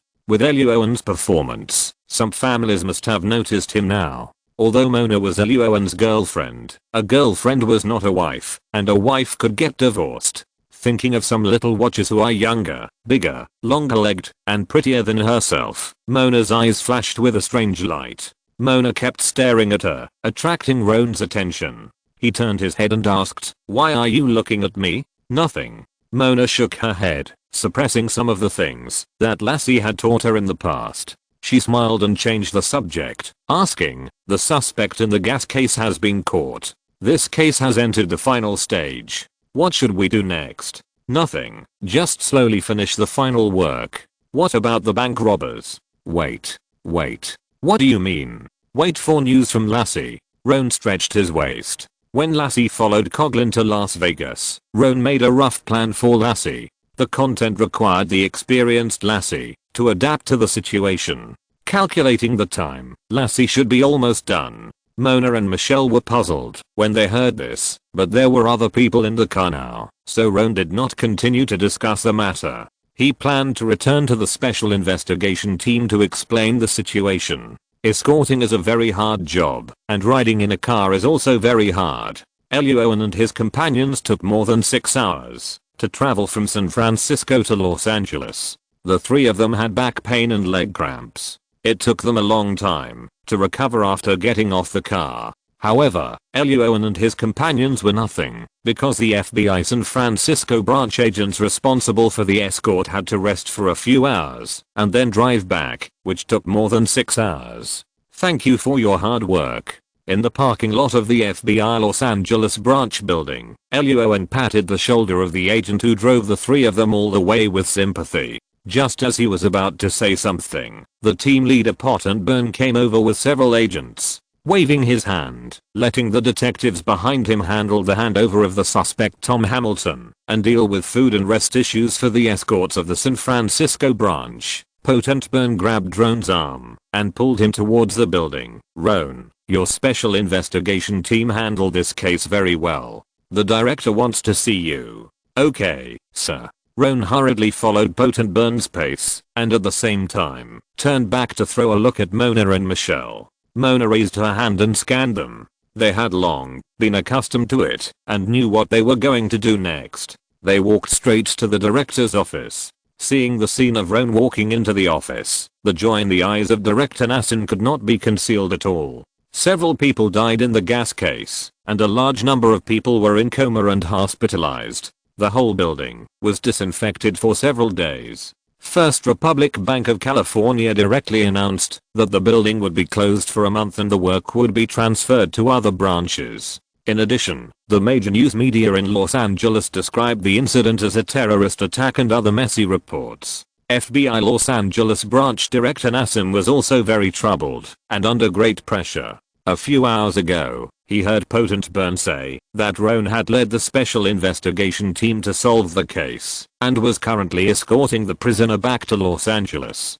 Director Nassim's eyes lit up, and then he sternly ordered Pottenburn to take Roan to his office as soon as possible when he returned to Los Angeles. When Roan and the other person walked into the office, Director Nassim's face suddenly showed a smile. He stood up and walked to Roan and patted his arms hard, motioning for the two to sit down. The secretary brought 3 cups of coffee to the 3 people in the room, smiled at Roan, turned around and left the office. Director Nassim sat back in his chair and asked Roan to introduce the investigation process of this case. Taking a sip of coffee, Roan pondered for a few seconds and began to talk about the test report issued by the CDC. The case itself was not particularly complicated, but the high number of casualties attracted attention, and combined with the bank robbery, it was easy to go in the wrong direction and miss some details. Compared with the description to the team leader, when Roan faced Director Nassim, his description of the investigation process of this case was more ups and downs and magnificent. It was not that Director Nassim liked to hear this kind of story, but Roan guessed that Director Nassim would most likely hold a press conference later, and the ups and downs of the case would attract more attention from the media. Sure enough, after listening to Roan's introduction to the case, Director Nassim's eyes were full of praise. He didn't say much, just tapped Roan a few times with his hand, then took out an invitation from the desk and handed it to Roan, smiling and saying, "You will definitely be able to handle the follow-up work of this case properly, so I won't say much. Our FBI Los Angeles branch will hold a large press conference on this poison gas case later. Roan, Potent, you and I will attend. In addition, this is an invitation to the birthday party of the mayor of Los Angeles. The mayor sent it to you personally. Roan, you must not be absent that day." After Potentburn told Director Nassim the news of the case being solved, Director Nassim called the mayor of Los Angeles to communicate about the matter. The mayor of Los Angeles was a little skeptical at first, but when he learned that the organizer of this case was Roan Greenwood, the head of the special investigation team, the mayor of Los Angeles, who had experienced the First Lady bombing case, smiled and asked his secretary to add Roan Greenwood's name to the banquet list. At the same time, he sent Roan an invitation letter and asked Director Nassim to help pass it on. Roan took the invitation letter and was slightly stunned when he saw the time on it, and then agreed. Director Nassim nodded with satisfaction. The three of them continued to communicate for a while, and Roan and Potentburn left the director's office first. Returning to the special investigation team, there were actually 4 people here at this time. In addition to Mona and Michelle, Winslow and Chenia also appeared in the office area. Roan put the invitation letter aside and frowned slightly. Sorry, team leader, we have. Winslow and Chenia stood up instantly, with some awkward and complicated expressions on their faces. Without waiting for the two to finish explaining, Roan, who guessed what had happened, waved his hand to say that he would talk about it later, and then walked into the team leader's office to change clothes. Director Nassim was impatient and held a press conference as soon as he said it would. He did not leave much time for him and Potentburn. The two had to discuss what was inconvenient to say in the case. While Roan was changing clothes, Winslow picked up the invitation letter casually. "Our team leader actually got an invitation to the birthday party of the mayor of Los Angeles." "Birthday party? For the mayor or the mayor's wife?" Michelle next to him took a sip of coffee and said, "I remember that the daughter of the mayor of Los Angeles seems to be 20 years old this year, has no boyfriend, is very beautiful, and has always wanted to develop in Hollywood." Mona's ears perked up instantly when she heard this. Chapter 500, Scared Mona, Lass's emergency call. The FBI Los Angeles branch building. At this time, the conference room was full of people, and a large number of news media workers holding microphones and cameras were arguing non-stop. Potentburn, the team leader standing behind the podium, answered questions with a Federal Standard fake smile showing 8 teeth on his face. Under the flickering lights, Roan sat in a chair behind Potentburn, also with a standard fake smile. Because Hollywood is home to various stars, directors, and film companies, compared to the more serious New York media, Los Angeles news media workers asked almost all questions. When Director Nassim took the stage, the group of reporters was more restrained and asked many questions about the gas case. When the team leader Potentburn walked onto the stage, the topic of the group of reporters began to gradually deviate. When Roan took the stage, the questions of the group of reporters had completely deviated to other directions. "Captain Greenwood, can you tell me about your current emotional state? Captain Greenwood, how much does the FBI pay you? You are so handsome and have great skills.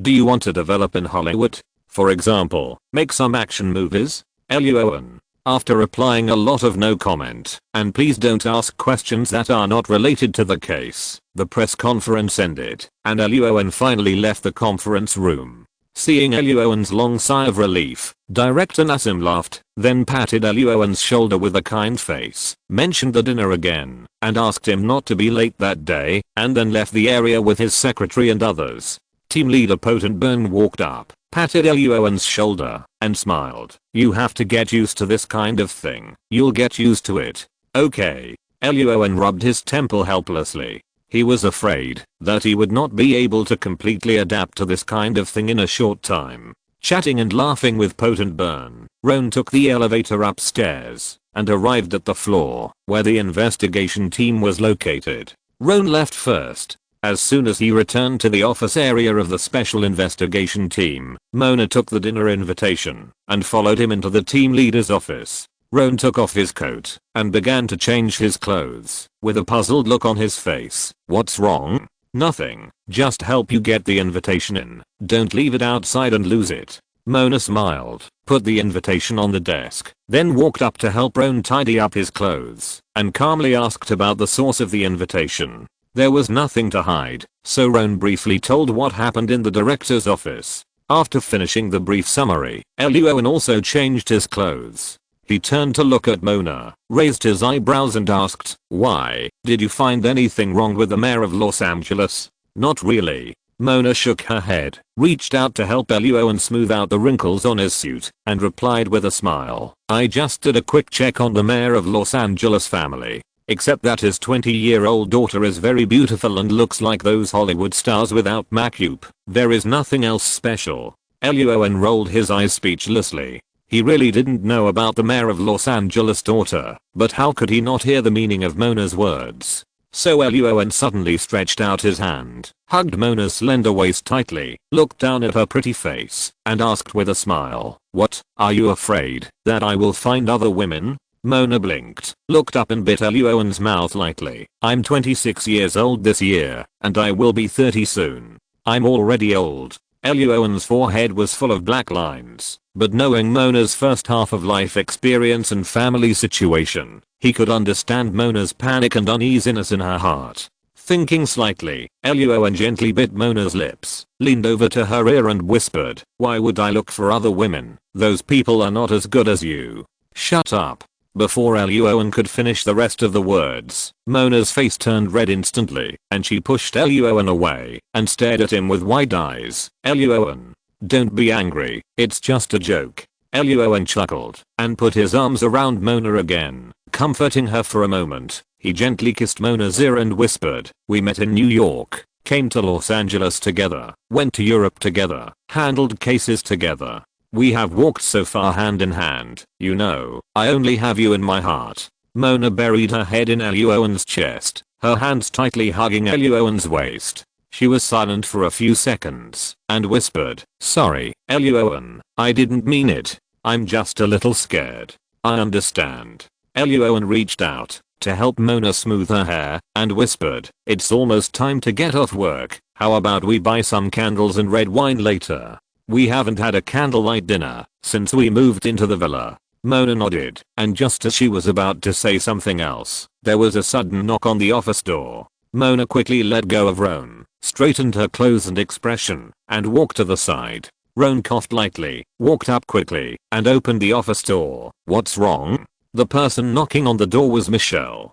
Seeing the door open, she apologized first, then quickly handed the phone to Roan. "Lassie is in an emergency." Roan frowned when he heard it, and quickly took the phone. "It's me, Roan. What's wrong?" "There's an emergency." There were sounds of fast moving cars in the background of the phone. Lassie's voice was a little anxious, and she quickly explained, "Roan, Coughlin has been kidnapped, and I'm following him." Roan's face changed, and he immediately raised his hand to point at Winslow and Chenille in the office area, and shouted, "You call the FBI and the police in Las Vegas immediately, and ask them to help stop him." "Understood." X2 Winslow and Chenille nodded heavily, and quickly picked up the landline phone on the table to contact others. Roan followed Michelle and said quickly, "Go contact the team leader now, and apply for a small plane to Las Vegas, leaving in 20 minutes. "I'll go right away." Michelle quickly turned around and ran to execute the order. Roan then picked up the phone and began to ask Lassie what happened, while giving Mona in the office an apologetic look.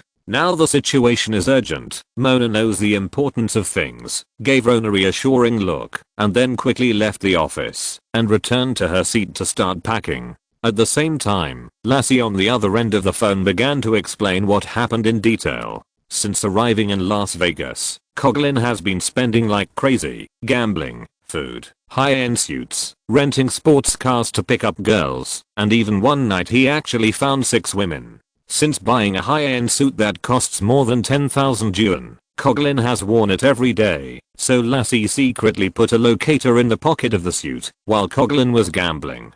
This afternoon, Coughlin lost another sum of money in the casino, and then he found a restaurant to eat. Lassie thought that today would be like the past. Coughlin would continue to spend money to find a few women, and then go back to the hotel to play games together. Unexpectedly, just as Coughlin entered the parking lot and was about to drive his newly rented 4th sports car, 3 strong men wearing black hoods suddenly jumped out of a book car next to the sports car. The 3 strong men knocked Coughlin unconscious with a few punches, then stuffed Coughlin into the book car and drove away. I'm following the book car from a distance now, Lassie on the other end of the phone said. Judging from the route, the 3 people should be planning to leave Las Vegas. While Luo An and his friends were quickly packing up their things, Mona put forward her own guess. Could it be that Coughlin has been too ostentatious these days and attracted the attention of some red-eyed guys? There is such a possibility. Chinia nodded, and Luo An did not discuss this topic anymore, and then asked, Lassie, did you see the license plate number of the car clearly?